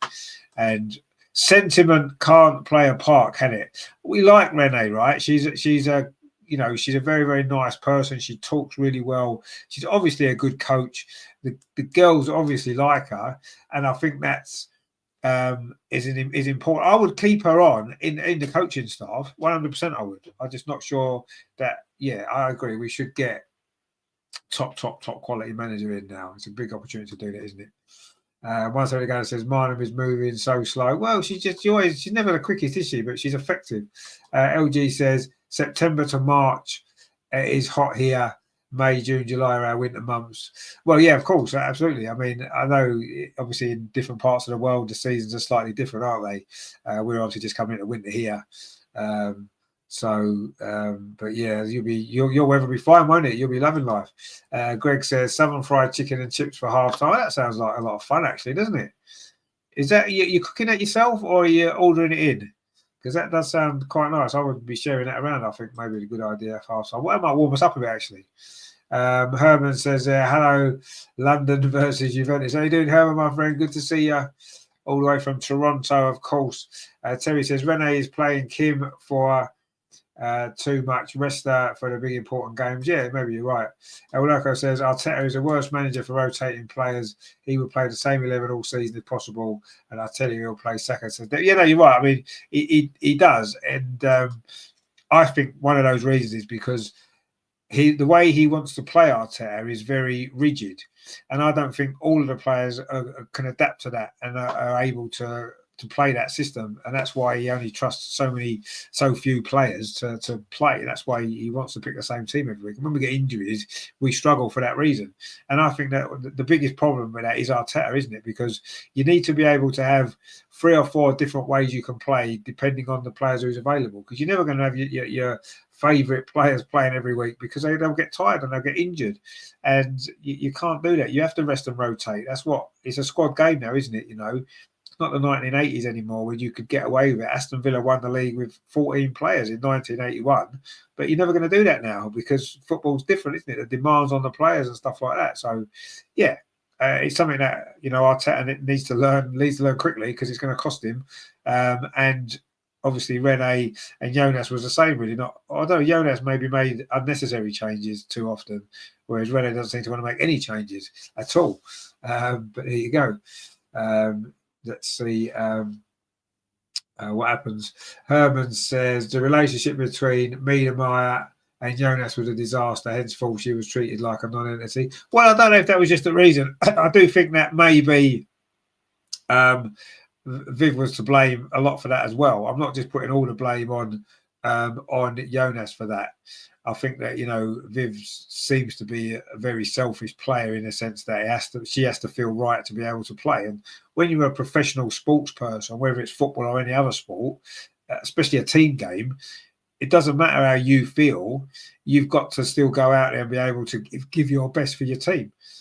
And that's what Viv, I didn't think, was able to do enough. I think whenever she was feeling a certain way, she either wouldn't play, she'd want to break away and go on holiday, or her performances dropped. And I don't think she's a good team player, Viv. She's a great player, but I don't think she's a good team player. She's far too individualistic, and I think too selfish in her mentality. And I'm not saying that you've got to take care of yourself as well, but if you're in a team sport, the team is what matters, not the individual. And I think with Viv, it was all about the individual. And I'm not too upset that I was not too upset that she left. I'm not too upset that she's gone now. And I think going forward, we are going to be stronger as a team unit without a player like her in the squad. So, we don't know the full reasons. That's just my take on it, if I'm honest. LG says, when you're closed down, you need players like Vicky and Rosa who can wriggle and spin players when they're under pressure. Yeah, absolutely. And we've not got enough of that. You're right. Galadan says, didn't see you sharing your Yorkie. Well, I haven't got a Yorkie, but no, you're right, actually. Okay, fair enough. But chicken and chips, though, mate, come on. Chicken and chips is different, isn't it? I think Yorkie is a bit more of a specialist thing, isn't it? You know what I mean? Whereas chicken and chips is for everybody. Come on. You get like a bucket, don't you? You don't get a bucket of Yorkies, do you? You buy an individual Yorkie or maybe a pack of 3, but you don't get a bucket of Yorkies. You get a bucket of chicken. It's for everybody. It's what it's designed for. Terry says, bloody hell, Greg, you could have kept that to yourself. I'm sorry. Exactly. That's exactly the point, isn't it? Now, he's got to give it to everyone because he's mentioned it now and we all want some. LG says, when one key player is missing under Arteta, the whole system is disrupted. He lacks flexibility. Exactly, yeah, 100%. I agree with that. And that's always been my issue with Arteta. Well, my main issue. I've got lots of different issues, but that's the main one, is that you can't expect everybody to stay fit when they're playing every week. You've got to be prepared for that, and you've got to make allowances for that. You've got to be able to play a different way with different players when you need to, and that's one thing you're right. Arteta has been able to do. El Loco says Arteta only has 2 patterns of play via Saka and headers from corners. Other teams have found him out, which is why we can't score him. But yeah, I agree. Obviously, Martin Odegaard being missing, he's an important aspect as well, isn't he? One of the two ways we play is, well, the main way, everything is through Odegaard. And Odegaard was missing, so we struggled because he didn't have another option. He hadn't figured it out. He had plenty of time to figure it out because Odegaard was always going to be out for weeks and weeks, missed loads of games. He had plenty of time to figure it out. He didn't because he didn't want to figure it out. Once Odegaard's back, his thinking was, we'll be fine. Well, let's see. He's back now. And let's see what difference it's going to make. There's no more excuses, really, is there? But let's see. Terry says Viv didn't seem to have a heart for the game after injury. No, I agree. She had a few issues going on. Terry agrees with El Loco. I think we all do. LG says spot on about Viv. I always felt the same way. Yeah, and I mean, obviously, when Viv was in the team, when she was scoring 30 goals a season, and she was clearly the best player in the world, I don't think anybody cared. I didn't care that she was quite selfish. I didn't care that she had that not team attitude. I wasn't bothered. I just loved watching her play because she was so good. But as soon as she became not so good and the injuries kicked in and she became less effective, that's when all those little issues suddenly became more of a problem. And they wasn't sorted out because she was Viv. And yeah, and unfortunately it's led to the situation that we're in now. And says Viv renewed because of Beth, then the injury, and now more surgery. Yeah, no, I think that was the main reason she did renew, because of Beth, absolutely. And that's the wrong reason, isn't it? And this is why, I mean, Emma Hayes, actually, I don't agree with a lot of things Emma Hayes used to say. But one thing I did agree with, when she said about relationships within the team unit aren't good for the team overall. Because when Viv made the decision, to sign a new contract because of Beth, that's the wrong reason to sign a contract. You should sign a contract because you want to stay at the club, you're enjoying your football, you want to help the team win, all these kind of things, right? That's the reason why you should sign a contract, not because your girlfriend plays for the same team. That's something that under eights do. My mate plays for this team, so I'm going to play for him. You know what I mean? That's not where a top level professional footballer should make a decision based on that. I'm sure that wasn't the only reason, but you're right, it did play a big part. And that's probably why it never worked out. It was never likely to, was it? Little Cubby says, I think they let Viv go because they saw her as an injury liability. Yeah, and also as well, she was becoming less and less effective. And I think she was becoming more and more selfish in herself and not giving enough to the team. Greg says, Viv was a luxury player, not a team player. Exactly, yeah, that's a good word. A luxury player, yeah, that's probably exactly right. And agrees there with a little cubby, absolutely. Herman says, well, you should use her as a striker and not a midfielder. Yeah, but she liked to play in that position, didn't she? It was where she wanted to play. Anyway, the team to come back out for the second half. Arsenal were doing a little warm-up, which is probably a good idea because of how cold it is. But there you go. Herman says, my favourite player is Lauren Hemp. Well, we all love Lauren Hemp. She's actually just had a knee operation, actually. Terry says, and I think you're spot on about Viv and Mido, who kept the dog. Yeah, maybe they should get another dog. And says, still joint owned. Yeah, I think it is still joint owned. Yeah, it seems to be. Andreas Williams says, bring on Rosa. We need creativity and ideas in midfield. It's too steady. Absolutely. And Andreas, once again, is absolutely spot on. He's in the stadium actually tonight, Andreas, by the way. He's doing a vlog. He's sent some videos for already. I'll try and get that ready. Probably won't be till the weekend now, just because obviously tomorrow we've got a show. And then of course Saturday there's the men are playing and all that kind of stuff. But we'll get it. We'll get it for you soon. Don't you worry about that. That'll be good. Terry says Viv, who exactly? Loco says Viv wanted to do the manager's job and decide who plays, which was why she butted heads with Jonas. It wasn't good for team spirit, and best she left. She's lost her legs, by the way, and not the same place. I agree with you there. Andrea says it's freezing cold here. Well, we've been talking about the weather. You won't know because you've been at the game, but yeah, we've been talking about the weather, how cold it is, and I'm freezing and I'm indoors, so I hate to think what it's like outside. I can only imagine. Herbert says Arsenal has many great players: Stina, Russo, Mead, Wainwrighter, and many more. Absolutely, we've got fantastic players. There you go. Terry says this is why you shouldn't get too attached to the players. Let's be honest. She was crap at it. Well, she wasn't crap, but she was nowhere near as good as she used to be. Anyway, I haven't made any changes at half time. I'm sure the changes will come sooner or later. We have started the second half. Russo plays the ball up the near side, but to nobody in particular. And Juventus can clear it away. Gratz says just in time for the second half. Indeed, you are. Terry says Lordy in the house with his lucky guess last week. Indeed, it was a lucky guess. So he might get another lucky guess right. You never know. Greg says, hope Andreas has got his thermals on because there's nothing to cheer about. Exactly, there's nothing to keep you warm in watching the game, is it? It's been not very good so far. Grat says Arsenal to score their first within 7 minutes. Well, that'd be nice if you're right. We've certainly started the second half on the front foot, coming forward now. Leah Volti plays it out to that far side to Emily Fox. Sorry, plays it back into Leah Williams. Had a good first half, didn't she, Leah? And that's a good ball as well. Finds Emily Fox, plays it into Caitlin Ford. Can't quite get the cross in there. Caitlin Ford there over on that far side. Plays it back to Leah Volti into the box. Freedom Mine, and Leah Volti gets it back. Can she get the cross in? There's players waiting. Oh, couldn't quite beat the first defender. Not a good headed clearance. So actually, Emily Fox picks the ball up. She's wearing gloves as well now. Katie McCabe, not. She's just in a t-shirt. Doesn't care, does she? Katie McCabe. She's a tough cookie. Most of the others are wearing long sleeves, and Katie McCabe's in short sleeves. You got to love her, haven't you? You know, Emily Fox puts a cross. It's not a bad cross actually, but it's a little bit too close to the goalkeeper. And there you go. And Juventus now can try and come forward up this near side, and they've won the throw. In fact, she's the only player on the pitch from both teams that's got short sleeves on, Katie McCabe. You've got to give her credit for that, because there's absolutely no way I'll be wearing short sleeves. I'd have a base layer. In fact, I'd probably have 2 base layers on if I was playing tonight. I went out for a run yesterday and I had a base layer. I had a running top. I had a hoodie. I had 2 pairs of gloves. I had 3 pairs of socks on. I had tights on.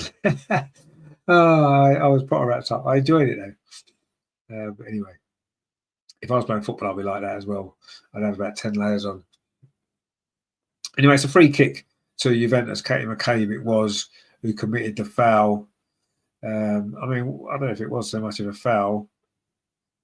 She sort of pulled out when she realised she wasn't going to get the ball, but she did catch her foot there. You know, they've taken a free kick quickly on this near side. Juventus haven't really threatened a goal, but they might do now. It's a decent cross into the box, but it's headed away by Leah Volti. Now Arsenal looking for a counter-attack. Oh, it was unlucky there, actually. The ball hit Caitlin Ford's heels, but again, it's won back really well by Leah Volti. He's had a good game as well. Tried to ping the ball up this near side, looking for Mariona, which didn't get the pass right.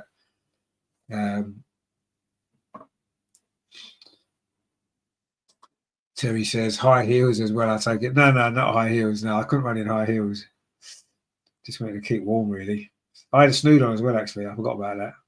I had a snood as well. So, yeah, I was proper layered up. I was still cold. My hands were freezing, actually. Until just near the end of me run, and they started warming up then. I'm like, yeah, it's no good now, is it? Anyway. There you go. Aggie says, must be a little Swede. You know, well, I don't want for wearing short sleeves. I don't know. Is that what the Swedes do? Actually, Leah Williamson's got short sleeves, I've just noticed as well. So they're the only two players, the only 2 mad ones that I would say wearing short sleeves in this weather. Crackers. Anyway, is Juventus coming forward now on that far side? Actually, Emily Fox has got short sleeves, I've just noticed. There's a few Arsenal players with short sleeves. There you go. Anyway, it is Juventus. I don't think none of their players have got short. Oh, there's one I've just noticed in midfield's got short sleeves on as well.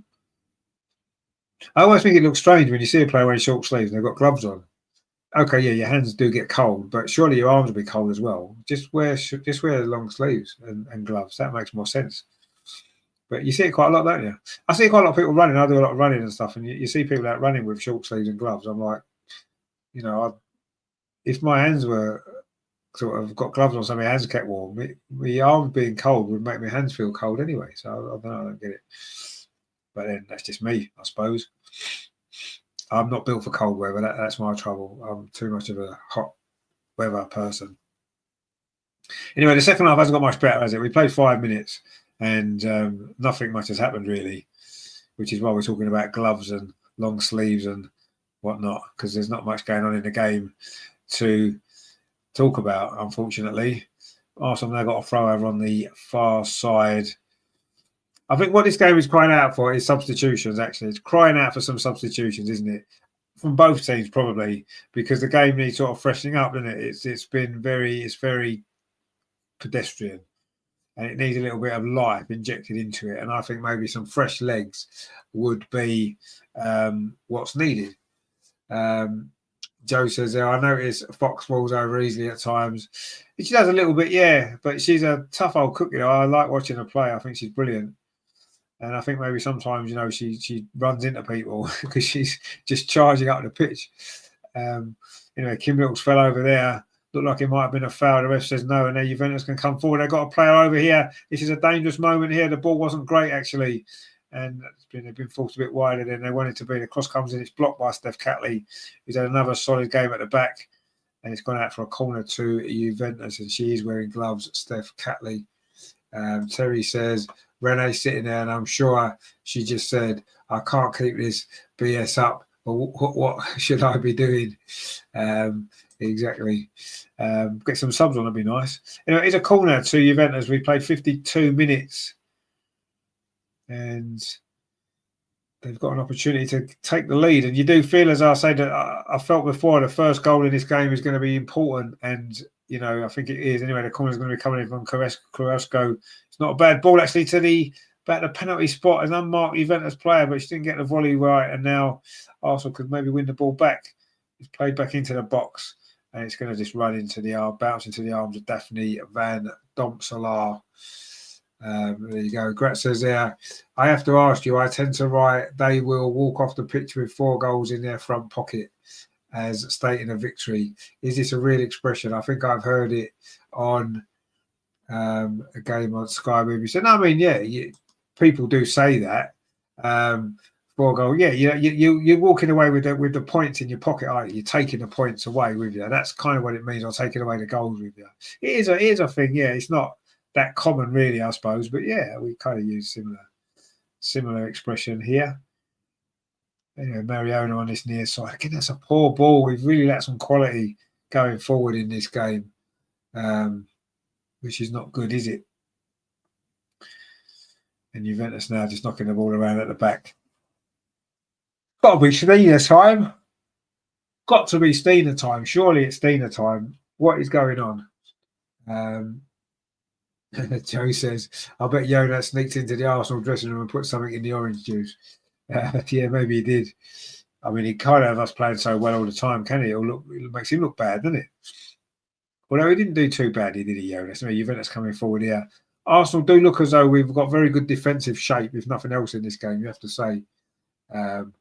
Joe says, yeah, Juventus are not a good team. This is painful. It is quite painful, yes, you're absolutely right. But we're going to get through it the best that we can. We'll all stick together.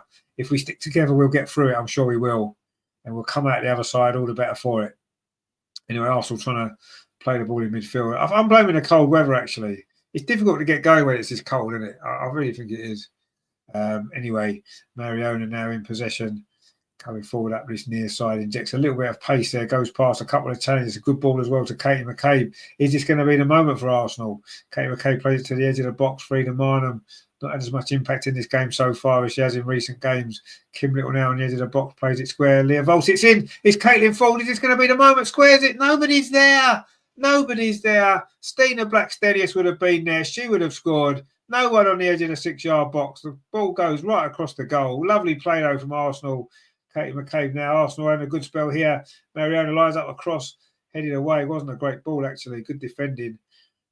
And now Katie McCabe again threads it into Caitlin Ford. It was lovely play from her. Caitlin Ford wants to cut inside. The defender's not letting her. She's got Mariona here, though, on the outside. Plays it back into Caitlin Ford. Turns away. Kim Little. This is much better from Arsenal now. Can we get the goal here? Frida Marnham on the edge of the box. Touches it off to Katie McCabe.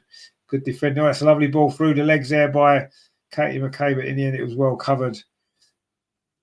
And it's going to be a throw to Juventus on this near side. That was the nearest we came to there. Lovely play from Caitlin Ford, and no one was making that run into the 6-yard box to get on the end of it. Would have had a tap-in. Would have had a tap-in. Terry says, Russo doing a 29 as well. Herbert says, Arsenal should have a player who steps up to the plates. Well, absolutely. Well, we have. We've got a couple on the bench. Grant says, okay, thanks. So it wasn't something that I made up and no one can understand what they're coming with. No, I definitely understand what you mean. It is used before.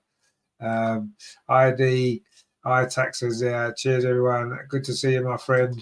How you all doing? We're doing well. We're all doing very well. You're doing well as well. Good to see you with us as well. Kim Little plays the ball forward to Katie McKay, very central, scoops it out to that far side to Caitlin Ford. She had a good game, Caitlin Ford. That wasn't so good though, but Freedom Mind will pick this ball up. Kim Little now. This is a good spell from Arsenal. Can it lead to the opening goal? Or are we going to be frustrated for a bit longer? Emily Fox over on that far side, goes around the outside, but does really well. Gets the but a little bit of a misunderstanding there with Freedom Mind, which got out for a throw. El Loco says Russo is exhausted, which is why she wasn't there for that through ball from Ford. Yeah, maybe. It was a lovely move though. She sort of gave up, didn't she? She just gave up. You know, a goal scorer, a natural goal scorer, would have broken their neck to have got into that towards the 6-yard box there. That's where the ball was always going to go. And a natural goal scorer would have just put himself in that position. And Leslie Russo isn't a natural goal scorer, so she didn't do that. Stina Blackstenius would have made that run and would have been there and probably would have scored. And I'm not saying that Stina Blackstenius is a better player than Leslie Russo. What I'm saying is she's more of a natural goal scorer.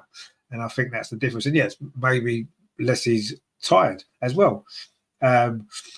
But yeah, that was a lovely bit of play from Arsenal, and it was obvious what Caitlin Ford was going to do. The only thing she could do was put the ball there, and no, everyone's on their heels, not reading it anyway. Arsenal won the ball back now. Leslie Russo touches it off, and Leah Volti now. Arsenal streaming forward. Is this going to be the moment? You do feel as though maybe a goal's coming now. Arsenal looking a lot better in the last 5 minutes. We've played 57, nearly 58 minutes here at the Emirates. I'm sure the changes are coming very soon. Kim Little now plays the ball square to Leah Volti. She needed an overlap there over on that far side. It didn't come, so she moves it back to this near side. Steph Catley's well forward from centre back. Fires Mariona Caldente. Oh, it's lovely from Katie McCabe. Caldente's ball. This is going to be the goal. Oh, it's just wide from Frida. That was a lovely move from Arsenal. That's the best we've put together in this game. Deserved the goal. Frida's claiming it should have been a corner. That was beautiful football, that from Arsenal. Mariona into Katie McCabe, a lovely back heel, a lovely cross, and a lovely finish as well. And it's just gone into the side netting. That would have been a beautiful goal, actually. That was lovely football, that, wasn't it? And Frida's just put it wide. Looked like it was going to go in that bottom corner where it deserved to be. So unlucky. But that was much, much better. We said Arsenal improved in the last 5 minutes, and that was a big example of it there. But now Juventus are going to be in, but they're not because Daphne's there. Lovely, lovely stuff. Joe says, oh, unlucky. It was unlucky, yeah. Idea takes us there. But I believe if we draw tonight, we will only need one win to advance. Yeah, I mean, we'll still be in a great position. But let's get the job done. Plus, we can win the group because Bayern Munich only drew earlier. So if we win this and win our last two, we can win the group. And winning the group could be good. Herman says there, the Arsenal 6-yard box has to improve rapidly. It does indeed. Big chance, though, that was. And Frida Minor was unlucky there because it was a lovely, lovely move. A lovely move. And I say that's the best we've put together in this whole game, actually. In fact, our best two moves have come in the last 2 minutes. The Caitlin Ford ball across the box, which should have been a goal, and that one there, which should have been a goal as well from Frida Minor. She was unlucky, but you've got to bury that, I'm afraid. You've got to bury that. Anyway, after coming forward again, Freedom Minor does well, finds Mariona Caldente. You do feel an Arsenal goal is coming out. This is much better. Oh, that was a poor ball though, wasn't it, from Leah Volti? A bit of a lazy ball in actual fact, or a tired ball maybe. And Arsenal need some freshening up. We've reached the hour mark and we need to make the change. Not quite sure why Rene's not making it. Let's get two or three changes. I think Rosa should come on. I think Stina should come on. And Beth should come on. Let's get the changes done. What are we waiting for? What are we waiting for? Let's get it done. It's almost like she's waiting for us to score. Anyway, Emily Fox is coming forward over on that far side. Caitlin Ford, over on that far side does well. Finds that Leah Volti plays the ball square to Kim Little next with Mariona. Gives it back to Kim Little. Very central. Touches it to Leah Volti into Frida Minor. Touches it off to Emily Fox. Suddenly injects a little bit of pace into this attack. But Arsenal not quite able to penetrate the Juventus defence again. But we'll see what happens here. Mariona gets the ball up this near side. Katie McCabe, they've linked up well, actually, them two tonight at times. Mariona and Katie McCabe.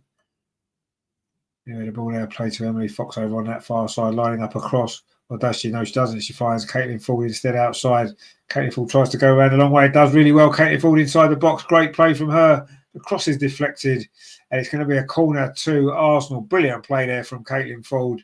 She's probably been our brightest attacker, actually. She's been full of invention, full of energy. And Frida Marnham there trying to get the crowd up as well in that corner where most of the crowd is. In fact, Frida Marnham's going to leave this corner for Katie McCabe to take. Much better, though, from Arsenal. But Renee, get your subs on. Get your subs on, please, because we need some freshening up, don't we? In fact, it looks like there are some subs warming up now, finally.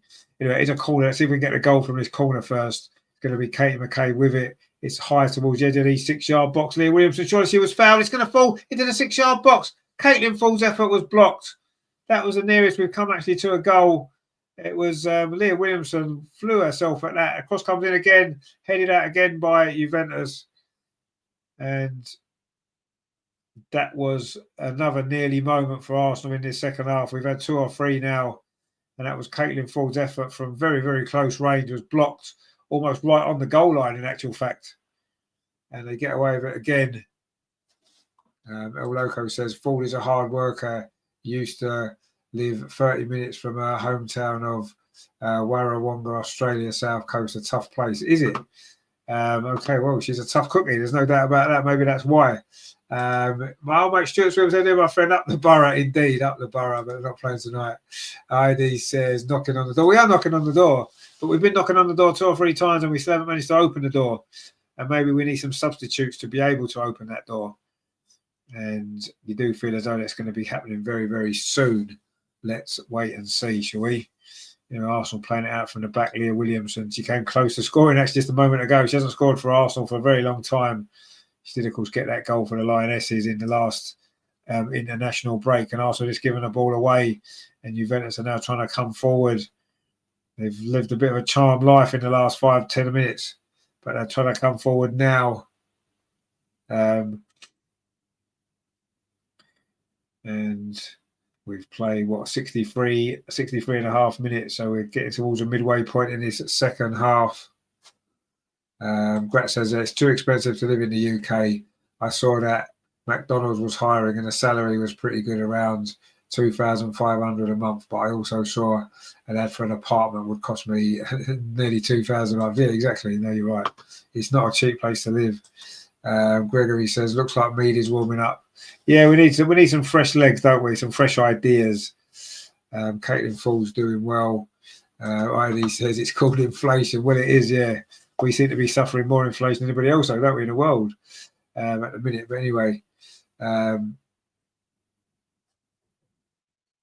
what Grat says there is we need some WD-40 on the hinges. It'll fly open. Absolutely, I think you're right. And maybe that WD-40 is on the bench waiting to come on. We've got Takayashi says, put Blackstenius in. I agree, 100%. And the cross comes in there, but the goalkeeper's going to catch that. And we've played nearly 65 minutes and still no changes, still no substitutions. And still we wait for the first goal. They're just showing that effort again there. I mean, Caitlin Ford should score, actually. She did it too low. Maybe she had to go high. Joe says, I was surprised by the Bayern scoreline tonight, a 1-1 draw. Yeah, I was very surprised. Balsajar says, we don't give our young players game time. Yeah, our rivals Chelsea give players like Capitan Hermano player time indeed. Terry says, oh, Loco, how can it be tough in Australia? Sun bikinis and budgie smugglers. Indeed. Anyway, there's some substitutions now for everybody. Juventus are making some, and we are finally making some as well. Hannah Bennison is going off, the Swede, but Stina Blackstenius, another Swede, is coming on for Arsenal, and that's what we're excited about. Beth Mead is coming on as well. We'll just find out. Boatin's coming on for Juventus, actually, as well. And they've made 2 substitutions there of Juventus. Beth Mead is coming on for Caitlin Ford. Caitlin Ford's done well tonight, as I said, but she's run her race. She's done well, which is good to see. And Beth is coming on, and Stina, you imagine it's got to be Russo to go off, surely, for Stina, you would imagine. But we're just about to find out. In fact, it's Frida Minam's going off. Frida Minam, not her greatest game either tonight, but so Stina's going off, and Frida Minam's going off, and Stina's coming on. As Grotz says, Stina, indeed, we love Stina. We love Stina. Andy says we must bring on the substitutions. Yeah, they're in now. Aggie gives a thumbs up to Stina. She's going to score. Stina's going to get the goal. She's scored in her last 2 games, and she's going to score again. I can just feel it. It's time for a Stina goal. Katie McKay was bringing the ball forward. She scored very early on when she came on the North London derby on Saturday, didn't she? Bergamaschi's gone off for Juventus, actually, was the other player to go off for them. And Bonasay has come on. So they're all your substitutions up to date. Anyway, Arsenal in possession. We've still got the second half of this second half to play. So there's plenty of time yet to get a goal. And Mariona now coming forward. That's a lovely ball. Stina over on that far side. Beth Mees in the box. Oh, good defending actually at the near post by Cascarino. Scrambles the ball clear already. Stina's making an impact as she normally does. Will says, do we need a win or will a draw qualify us? I don't think a draw will quite qualify us. We'll be close. Takashi says, Stina will score or create a chance. She will, because she's brilliant and she does that all the time. Anyway, Katie McCabe now on this near side. Plays the ball square to Kim Little. Little bit of space for the Arsenal captain. Touches the ball off to Leslie Russo's dropped a little bit deeper now. Stina's on. Katie McKay plays the ball square to Emily Fox. Getting the ball into Stina and she will score. Anyway, Kim Little now on the edge of the penalty area. Stina made a good run. Katie McCabe, though, Kim Little plays out to that far side with Mariona Caldente. Now she plays it in to Leslie Russo. Can she get the cross in? She does, but it's blocked. It's going to be another corner to Arsenal. The pressure you feel is mounting. Gratz says Stina to score, assisted by Hurtig. Hurtig's not on yet. No, she may well come on. She's not on quite yet. Anyway, Beth Mead is going to take this corner over on the far side, or is she? Because Katie McCabe wants to take it. In fact, Katie McCabe is going to take it with that trusty left foot of hers. Stina is on the goalkeeper. And Arsenal have got a big chance here to try and get the goal. Let's see if we can get it here from this corner. Katie McCabe over on that far side. With a good corner last time, almost led to a goal. This one's whipped in towards the near post. Goal kick, missed it. The header comes in just over the bar there. It was Leslie Russo, I think it was, with the header. Was it Leah Williamson? Should have been a goal. It was Leah Williamson actually coming in round the back. The keeper missed it completely. And Leah couldn't keep her header down because she's wearing short sleeves, you see. Mark C says, crying out for a more clinical edge. No, we are. And we've got more clinical edge now. Stina's on. And I'm sure we're going to see a big difference. And I'm sure we're going to get a goal. Oh, Katie McCabe's giving the ball away again. She's had a strange game tonight, Katie McCabe. She's done some really good things, but she's done some really bad things as well. Very strange game from her. Anyway, maybe it's a bit tiredness. Anyway, Steph Cattley's had a really good game again. And I never thought that she would be one of my first choices at centre-back, but she is now. You almost feel like her and Leah Williamson, left foot, right foot, is a good balance now. And she's playing so well, Steph, in that position. Almost like you don't want to leave her out. Anyway, Kim Little now plays the ball up that far side. Beth Mead, nice first touch from her, plays the ball forward. Stina Blackstenius, it's offside. No. Too early she went there, Stina. Keen to make an impression again. She generally makes an impression from the bench. Well, she certainly has done. Oh, the defender just stopped, actually. That was clever defending from Lanzini. Just allowed Stina to run offside. 20 minutes left, though. It is Arsenal 0, Juventus 0. Totally different game to last week. But having said that, it was only 1-0 at this point last week, wasn't it? The subs came on and we rattled in 3 goals and won comfortably. So, all is not lost yet tonight. We just won the ball back again. Mariona's got a little bit of space. She did set up a goal for Stina at the weekend. She's played her through again. Stina's going to get there first. She's kept the ball in. Oh, she's offside again. The ball was too late being played to. See, I don't blame Stina for that one. The other one, yes, she was a bit lazy with a run. But there, Mariona should have played the ball earlier. She should have played. Look at what Stina's run there. Now play the. Oh, actually, no. Stina ran the wrong side of the defender. Actually, okay, fair enough. But she's a threat. You can see what a threat she is. El Loco says Catley is dependable and trusted, a reliable Melburnian from a tough neighbourhood at St Kilda. Is she? Well, fantastic. See, they're tough, the old Aussies, aren't they? Greg says typical Steiner. Well, you leave Steiner alone. You don't just come on. Terry says Mido should have passed that ball first time. Gabriel's with us. He says, you crashed your Lexus in the snow, did you? That's no good, is it? Really good play again from Steph Catley. Look at this. She's had a great game, actually, Steph. Brilliant, brilliant. What a performance. What a run of games she's had, actually, lately. Anyway, Kim Little now in the midfield, plays the ball forward. Mariona pings it out to that far side. Emily Fox into the last 20 minutes. Can Arsenal get the goal? Emily Fox coming forward. Finds Beth Mead on that far touchline. Gives it back to Emily Fox again. Wasn't a great ball, but Kim Little can get that, no problem. Now Leah Volti just touches it short to Kim Little. We just need someone to take this game by the scruff of the neck, don't we? It's what we need to do. Someone take it by the scruff of the neck and just go for it and try to make something happen. Will it be Beth Mead over on that far side? No, because she just plays a simple ball to Kim Little, twists away from the challenge and then gets it back to Beth Mead over on that far side. But Arsenal going backwards rather than forwards. It's a poor ball by Kim Little, but it has come back to her off the Juventus midfield player. Now there's a little bit of space for Kim Little inside the centre circle. Finds Mariona. Katie McCabe's gone off on a run outside. She's got the ball. Katie McCabe, what's the delivery like? Oh, it wasn't a bad ball, actually. It was a good idea. And now Arsenal won a free kick. Good work from Leah Volti as well. It was the captain Caruso that committed the foul. And obvious free kick that was there. It's about, 20 yards outside the penalty area. This is an opportunity for Arsenal to get the ball into the box. Beth Mead and Katie McCabe are over this. And we get the goal. There's going to be 2 more substitutions from Juventus before we take this free kick. Ida takes says, I believe that we could sneak in a goal late and snatch the win. I believe we will, yeah. I absolutely think we will. Might be here at this free kick, who knows? Anyway, the substitution now is happening. And it's Vansgaard's gone off and Girelli is coming on. Sounds like a tyre, doesn't she, Girelli? So she probably will run all night. And Bakari's coming on for Cantore as well. So a couple of attacking substitutions for Juventus actually there. So we'll see what difference they make to them.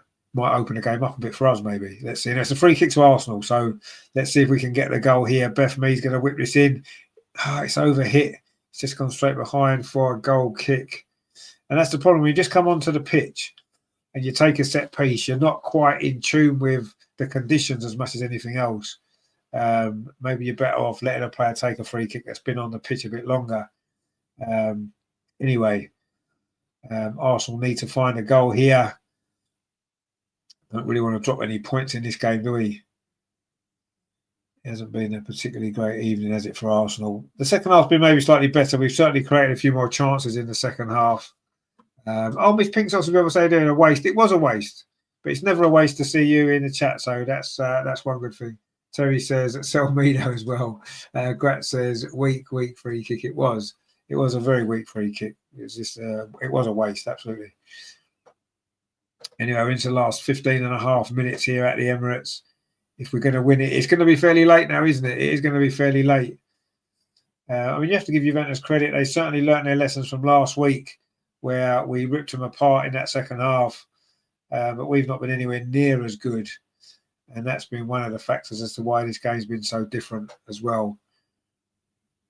You know, Juventus now might feel that they can maybe snatch a winner. Play the ball up this near side. It's played in field.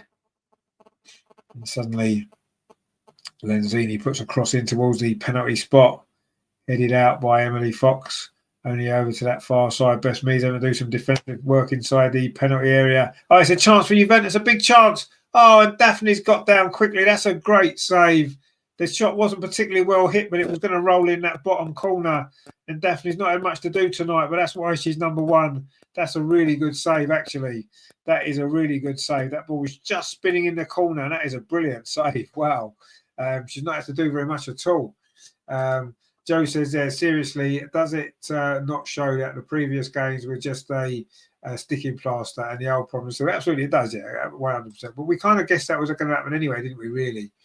El Loco says, Beth has done nothing all season. I think she misses her girlfriend. Maybe she does. Anyway, Juventus are trying to do something now. They've won another corner. And suddenly they're putting on some late pressure here. And Miss Pinkshot says, "Hi, chat. Late arrival today. No, as long as you're here, you can be as late as you like. As long as you get here, that's the main thing. You've got to give us a like now, though. Now you're late. You've got to do that. We shall see." Gabrielle says, "Oh my God, good save. DVD saved the day," says Terry. Indeed, as she generally does. This cross comes in. Now the danger's not gone. Cleared away at the fast post there by Leah Volti. Suddenly Juventus it is with the pressure. Ball recycled into the box, but Daphne's going to get that. She's such a good goalkeeper, isn't she? I can't praise her enough, Daphne Van Domselaar. Everything that she does is so good, whether it's catching crosses like she did there, whether it's making saves. She's just so good. We've been already done good stuff. Glad to hear it. Heidi says a brilliant save from Domselaar. It was. Greg says it's good to see our keeper save it rather than watch it go in. Indeed, that would have happened under the other goalkeeper, I'm sure. Terry says you better have a very good reason, Miss Pinksock. I'm sure she's got a great reason. We're dying to hear it now, actually, what the reasons for being late. It's probably work, isn't it? Let's be honest. And different time zones as well, let's remember, because not everybody's in the UK on our time. You know, I was late to the last game last week because it kicked off early. So, you know, it is acceptable if it's a genuinely good reason. We don't mind. Anyway, Arsenal coming forward now. Leslie Roos over on that far side. Can she get the cross in? She does get the cross. It's not a great cross. It's not a great clearance either, actually. Steena's going to pick this up. Finds Mariona just on the edge of the penalty area. Can Arsenal get the goal now? Leah Volti. Again, we're being forced sideways. Kim Little finds Emily Fox over on the far side. Now it's with Leslie Russo again. Again, she's going to try and go around the outside. She does, but she's not going to get the cross in. She's going to have to cut back to Emily Fox. Kim Little is short. Instead, the ball goes back to Leah Williamson. Now it's with Leah Volti and Beth Mead tried to flick it forward, but Leah Williamson again, she's had a great game. It's not a bad cross either. Actually, Steena was trying to get a flick on it. There was no one near her other than two defenders, and the ball's run through to the goalkeeper. Grat says, isn't there a £5 fine if you run late to the stream? A fiver for everyone else in the chat. Well, yeah, maybe you should donate a super chat for a fiver, yeah, to make up for being late. Oh, to everyone in the chat says, what, 150 people? There you go. Put 150 fivers in. That's what you need to do to make up for it. Anyway, Arsenal now looking to try to get this late winner. We are into the last 11 and a half minutes. And that great sort of run of pressure that we had has kind of died a little bit, but we're coming forward again now. Mariona up this near side finds Katie McCabe. That's a nice ball forward. Kim Little, a little bit of space. Can we get the breakthrough? Kim Little touches it off to Mariona on his near side now. Katie McCabe lets it run across her. Oh, she's done well, Katie McCabe, but she can't get the cross in and it's cleared away again. Joe says here, why is it when goalies catch the ball, they always hang on to the ball, no quick release, so the opposing team can reset their defence? Yeah, sometimes they do, but not maybe often enough. Anyway, Leslie Russo is finally coming off with 12 minutes to play, and it's Lena Herzig coming on, which I know there's a couple of people in the chat will be pleased about. Another Swede on the pitch. Lena Herzig did score, of course, here at the Emirates against Brighton a couple of weeks ago. Can she get another goal tonight? Good to see her back playing. Lena says clean sheet for DVD. Indeed, it looks like it might well be. There's still 10 minutes left, though, so there's still time for somebody to score a goal. Hopefully it's going to be Arsenal. Emily Fox now over on that far side. Finds Beth Mead. Oh, does well there. Can she get the cross in? She does get the cross in. It's towards the near post. Stina was there. Good defending, actually. That was almost a breakthrough that we've been crying out for. Anyway, Leah Williamson now plays the ball forward into Katie McCabe again. Touches it off to Kim Little. Plays it out to Emily Fox. Come on, Arsenal. Let's get the goal. Beth Mead over on that far side.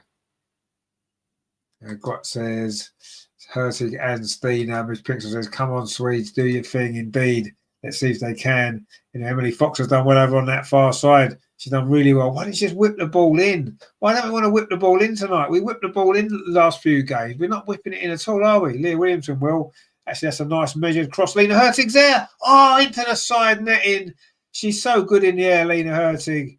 And maybe she should have done better there. It's a lovely cross, actually. She found herself in space at the far post, Lena. It's a good header coming in on the blind side of the defender.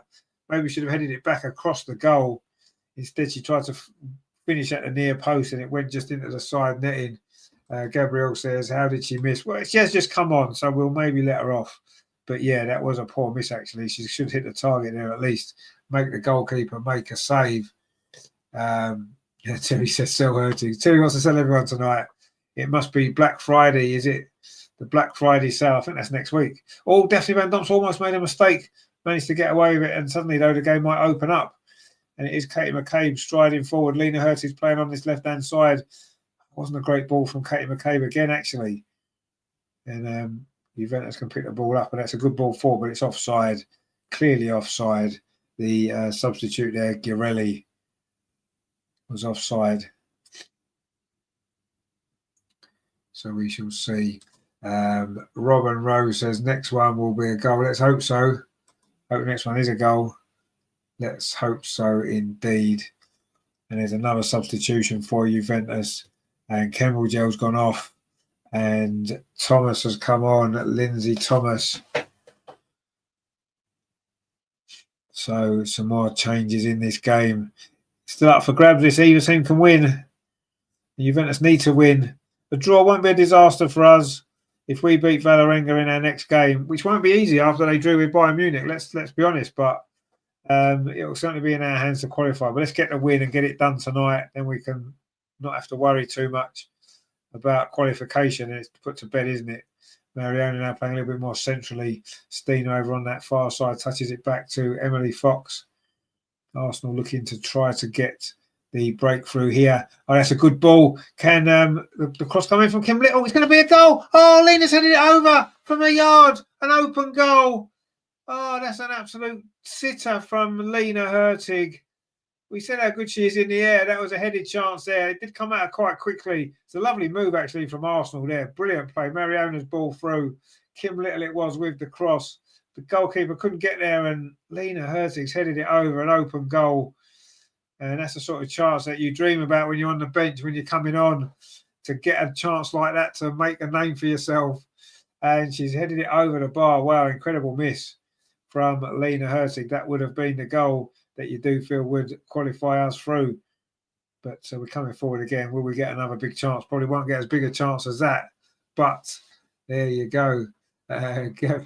Colin says, bang goes my Ford and Russo prediction. Well, maybe it'll be Stina and Lena maybe instead. Let's see. Anyway, Lena Hurtig's going to want to make up for that miss. She's in possession now. Touches the ball off to Kim Little. Gregory says, wide open net. It was indeed. Open net says, Gabriel says, sell Hurtig. Well, I don't know about seller, but it was a bad miss. It was a really, really bad miss. Anyway, Arsenal still coming forward. I still think we'll get more chances in the closing stage of this game into the last 6 minutes. Kim Little now on the edge of the box. Now it's Mariona. She's going to try a shot. Gets the ball up this near side to Lena Hurtig again inside the area. Dinks across towards the far post. Headed out by Juventus. Kim Little heads it back in towards Emily Fox over on that far side. Plays it out to Leah Williamson. That's a decent cross the edge of 6-yard box. Lena Hurtig's up again with a header. But that one's going to drift wide at the far post. And you can see now what we're trying to do is get the crosses in because she is winning every header, Lena. And that was a decent cross. Maybe she just need to head that down rather than trying to head it towards goal. Greg says, we needed a striker to put that chance away, not a part-timer. Yeah, it should have fell to Stina, actually. She would have scored. Mark C says, we should be 3-0 up by now. Yeah, I mean, we've had chances to have been 3-0 up, absolutely. But we'll take a 1-0 at this point. We will take a 1-0, and that will do. But we need to score the goal. Anyway, Juventus are now coming forward over on that far side. It would be an absolute steal if they were to win this game, wouldn't it? Because they've not really threatened at all in this second half. It's that one effort that Daphne made a good save from. But crossing to the box, headed out by Kim Little, and Leah Williamson should complete the clearance. She does. Up that far side, it's going to be a throw to Juventus. We're into the last 4.5 minutes of normal time. There'll be some stoppage time at the end of this game. Absolutely, definitely will be. Let's see what we can produce. Still time for a winning goal for Arsenal, which would send us through to the knockout stage with 2 games to spare. There's still time to do it, but the second half has been better, you have to say, but still not really good enough. And we've just given the ball away. Shot comes in from the edge of the box. A nice block from Kim Little, but we haven't really cleared it. What we should do now, Katie McCabe's in, and then 2 players have just collided. And Leah Volti seems to have come out of that worse. That collision just on the edge of the penalty area. Oh, she got an arm across her face there. Saw one, absolutely. It was accidental, but yeah, it's been given as a foul. And I'm sure Leah Volti's going to be okay. She's just receiving some treatment now on the pitch. And Arsenal can maybe just regroup before a big final push to get the winner. Grat says Gabriel will change his mind when Hurtig put the nail in the coffin at 93-22. Maybe. Let's hope so. Let's hope so. They're just showing that clash again. I mean, it's going to hurt. Oh, she got an elbow right in her face there. Very, very sore one there for Leah Volti. But it's going to lead to some more stoppage time at least, I suppose. Give us a bit more time to try and get the goal. Don't forget, if you are new to the channel tonight, please consider subscribing. We're very close to 3,000 subscribers. It'd be great to get there, wouldn't it? Before the end of this game would be nice, but certainly before Christmas. So if you haven't done so, please consider subscribing. We're back tomorrow night at 7:30 with the Arsenal Women's Show.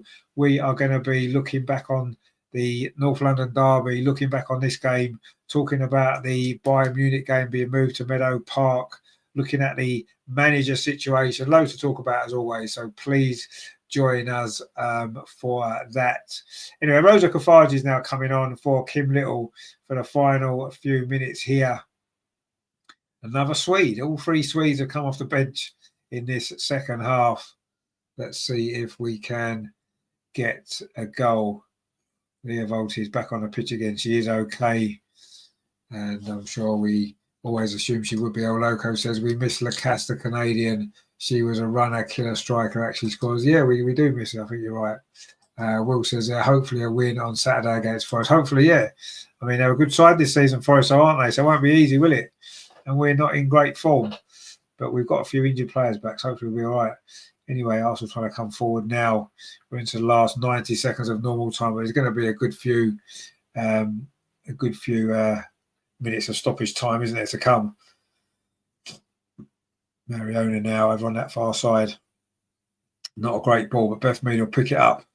Can Arsenal get the goal? Played into Will Stina. Stina's done well. Can she pull it back? She can. Oh, Lena Hurtig's there. And Lena Hurtig has scored with a minute to play. There you go. We said Lena Hurtig was going to score. Stina made it. She's setting up everything at the minute, Stina Blackstenius, but it's Lena Hurtig's bundled it in from about 2 yards. It's scrappy, but we don't care.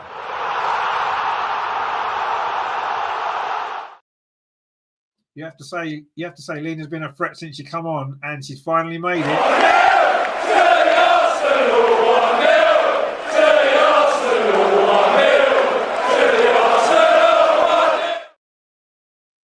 We've had to wait a long time for the goal, and it was very, very scrappy when it came. But Lena Hurtig won't care. We don't care. We've got the breakthrough. We've got the win. Will says, get in there. And, well, we won't say what Andrew said, but we get the sentiment. Finally, says Greg. Roy says, goal. Mitch Pinksock says, yay. There we go. Grat says, I bet £500 Jonas will come on and score the winning goal. Well, he doesn't need to, does he? Because Lena Hurtig has just scored. Frederick says, super Swedes indeed. Robin Moses said, told you so. Indeed you did. Indeed you did tell us that exact thing. There we go. Colin says, good job. We didn't sell Hurtig then. It was, yeah, we were just about to sell her 5 minutes ago. Lena says, Stina Blackstenius time. Always much love, Stina. Indeed. She set it up again. She's set up most of her goals when she's come on recently. And Daphne's just caught that cross there. Grat says, I told you a bit too early, but I don't care. No, we don't care either. Terry says, good job at Hurting, kept her head away from the ball, otherwise she would have missed.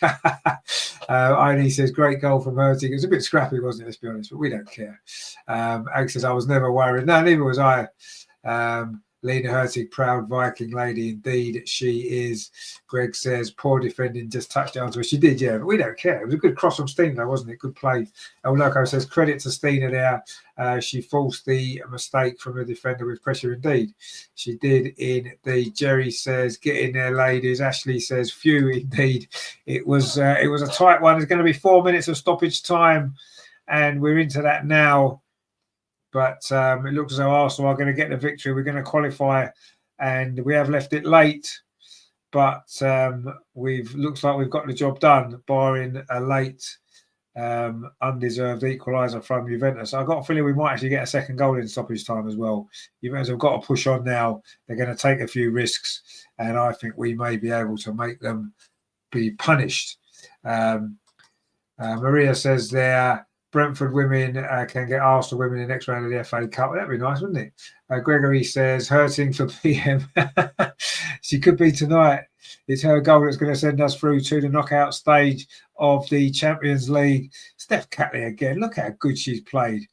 And Lena Hurtig, she missed a couple, but when it mattered, she's popped up with the important moment. That's what I mean. You see, you put them all across the 6-yard box. You get a player in there and you're going to score. Here we go. Rosa Kafaji now plays it through to Stina Blackstenius. Says it's going to be 2-0. She deserves a goal, Stina. Oh, that's a good save. It still might be a goal on the rebound.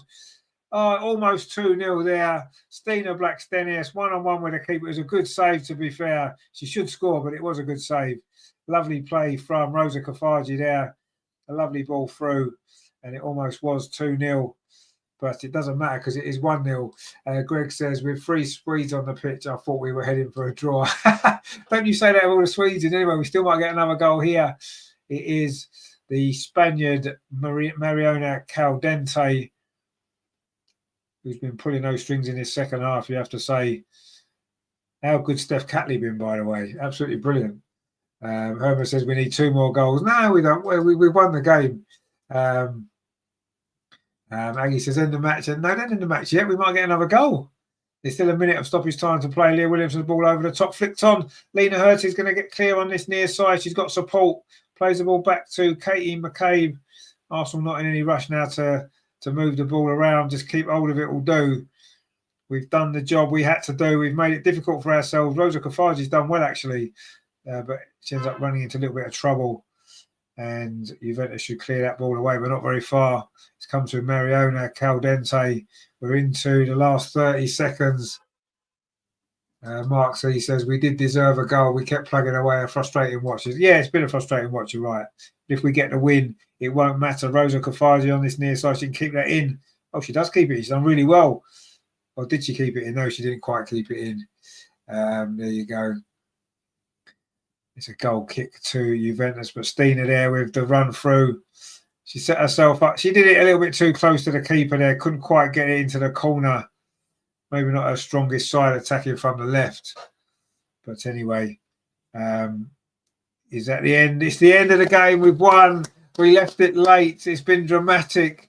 And it's the substitutes again that have come up with the goods for Arsenal. Stina Blackstenius with the assist.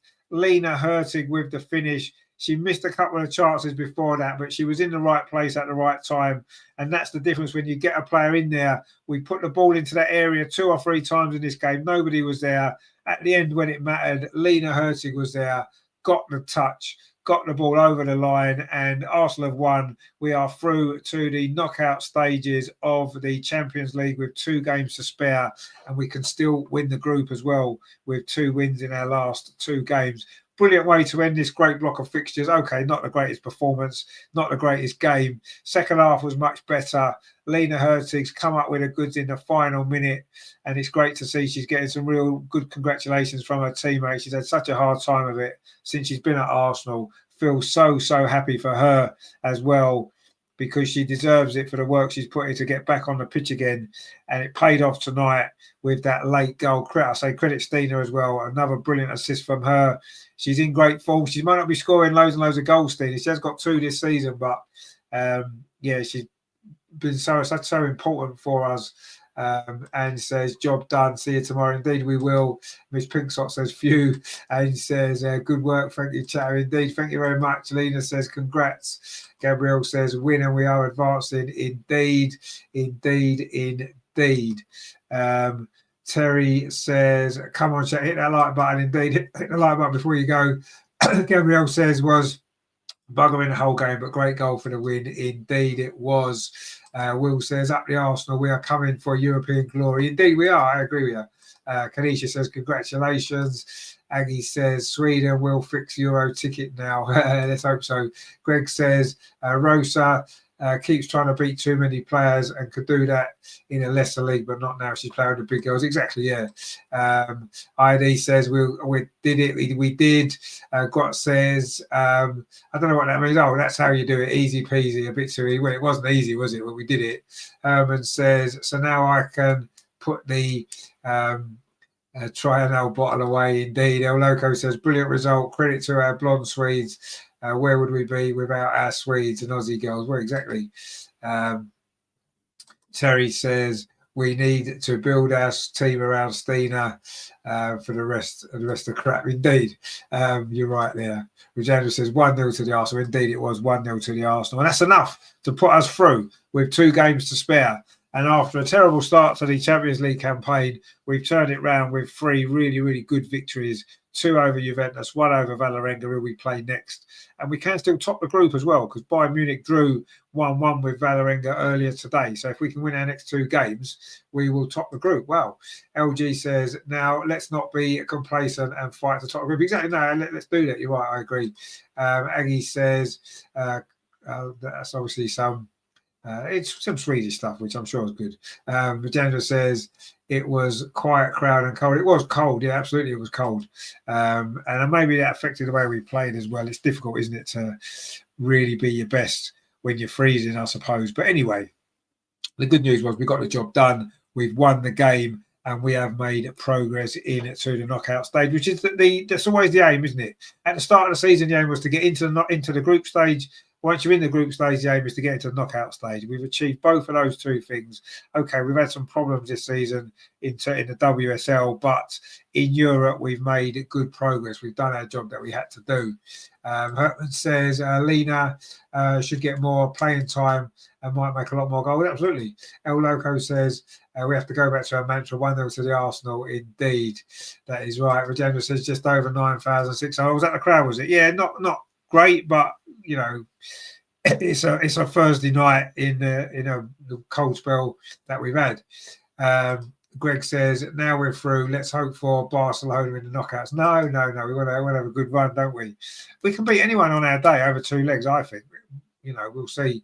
We might have a new manager by the knockouts. But anyway, let's see what happens. Well, what a great win in the end it was. Not easy, not a great Arsenal performance. We had a lot of the ball without creating too much, just 3 shots on target all night. We could have scored 3 or 4 goals. We had to settle for that one right at the very end from Lena Hurtig. I say it was the 2 substitutes with Stina Blackstenius combining for that goal, the 2 Swedes. And we could have had another goal a bit later on as well. Stina ran through right at the end, could have made it 2-0, but it was a good save in the end for the goalkeeper. I'd says there, Renee unbeaten run. Indeed, it was. Josiah says, job well done. Well, it's a job done. Aggie says, thank you. No, thank you as well for joining us. It's been great. Terry says, we're getting less supporters going to Chelsea now. Well, yeah, I think the Emirates thing's worn off a little bit, hasn't it? I said maybe we'd run before we could walk. LG says, the Lena Hurtig resurgence, the renaissance of Lena Hurtig as well.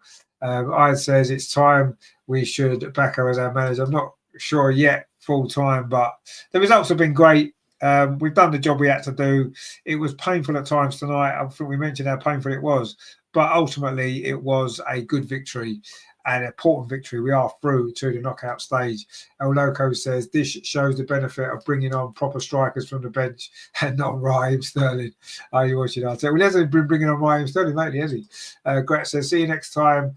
Night, everyone. Sleep tight, sweet dreams, and thanks for the stream and company. Take care, folks. And yourself, my friend, thank you for joining us again. Regina says, the train to Highbury got really delayed, so I had to get an alternative route. got just that click of, oh, good that you made it, my friend. Good that you made it. Andreas is there as well.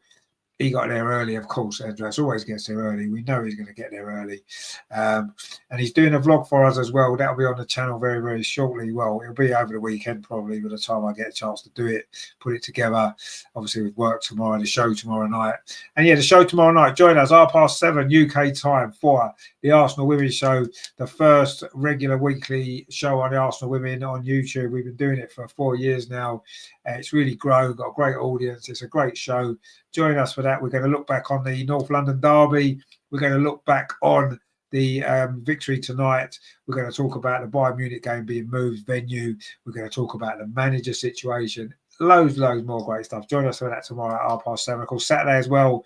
It is the men are back following the international break. Nottingham Forest visit the Emirates. That's going to be a difficult game, a big game.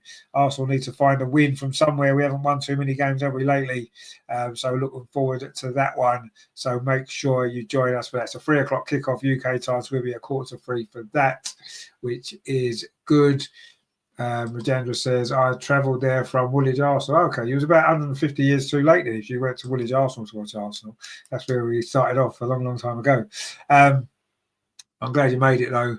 Not a great game, but we won, and that's ultimately what matters. You know, sport is a results business, isn't it? And Rene has once again come up with the results. Greg says, can't play brilliant every game. The win was what's important. Exactly, yeah, no, I agree with you. We can't play brilliant every game.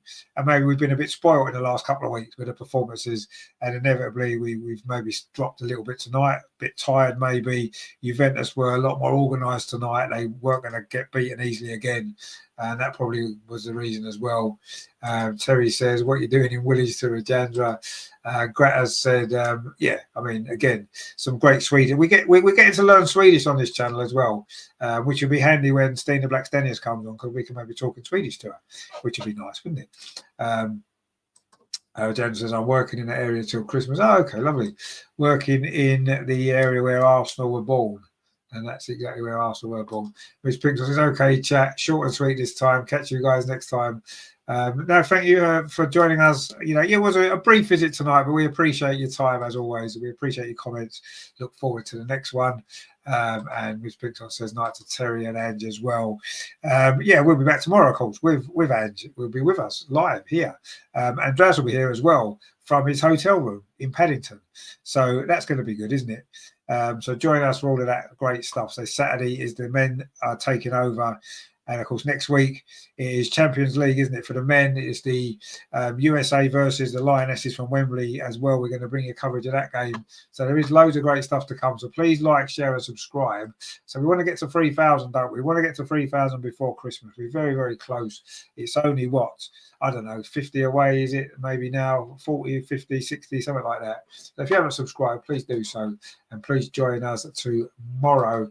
Rajendra says the DLR station is called Woolwich Arsenal. Indeed, it is, yes. And it's historic. Gret says there's Stina to visit the channel. Well, you're going to organise it, aren't you? Because aren't you going to watch? You're going to go to the game in Valerenga next week, aren't you? You're going to ask her to come on the show, aren't you? When you get her shirt, boots, whatever it is. So yeah, you're gonna sort it for us. You're going to get her to say, tell her she's got to come on because we love her. And it'll be great. And you can speak to her in Swedish as well, which will be good, won't it? Aggie says, and peace to the world. It'll be peace to the world now Arsenal have won. I'd says, yeah, we need more Swedish players. It's time to sign Gorka. Yeah, maybe you're right. Swedes will do me. Terry says, Rajendra, unlucky mate. I was born and bred there. What a dump. Stay safe. Yeah, it's not the greatest place, is it? Terry says, night to Pink Socks. El Loco says, all credit to our Swedish girls tonight. When Amanda Illistat returns from maternity leave, half the team will be Scandinavians indeed. And they're so important, aren't they? But yeah, that was good with it in the end. It was a tough watch, but we got through it. I'll tell you, if we all stuck together, we'd get through it together. We did get through it together. And we got the win as well, which made it even better, didn't it? So thanks to all you guys for watching. It has been a good night in the end. Arsenal have won 1-0. Lena Hurtig, a last-minute winner, which was good. So it ended up, of course.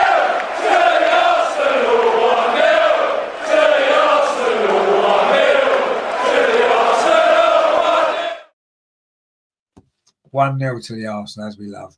And we are through to the knockout stage with 2 games to spare. And if we win them 2 games, we'll win the group as well. Wow, we would have thought that. That is how it goes, isn't it? Grat says, sorry if you think it's cold in Sweden this time of year. Norway is like visiting Iceland. No, I'm sure it is.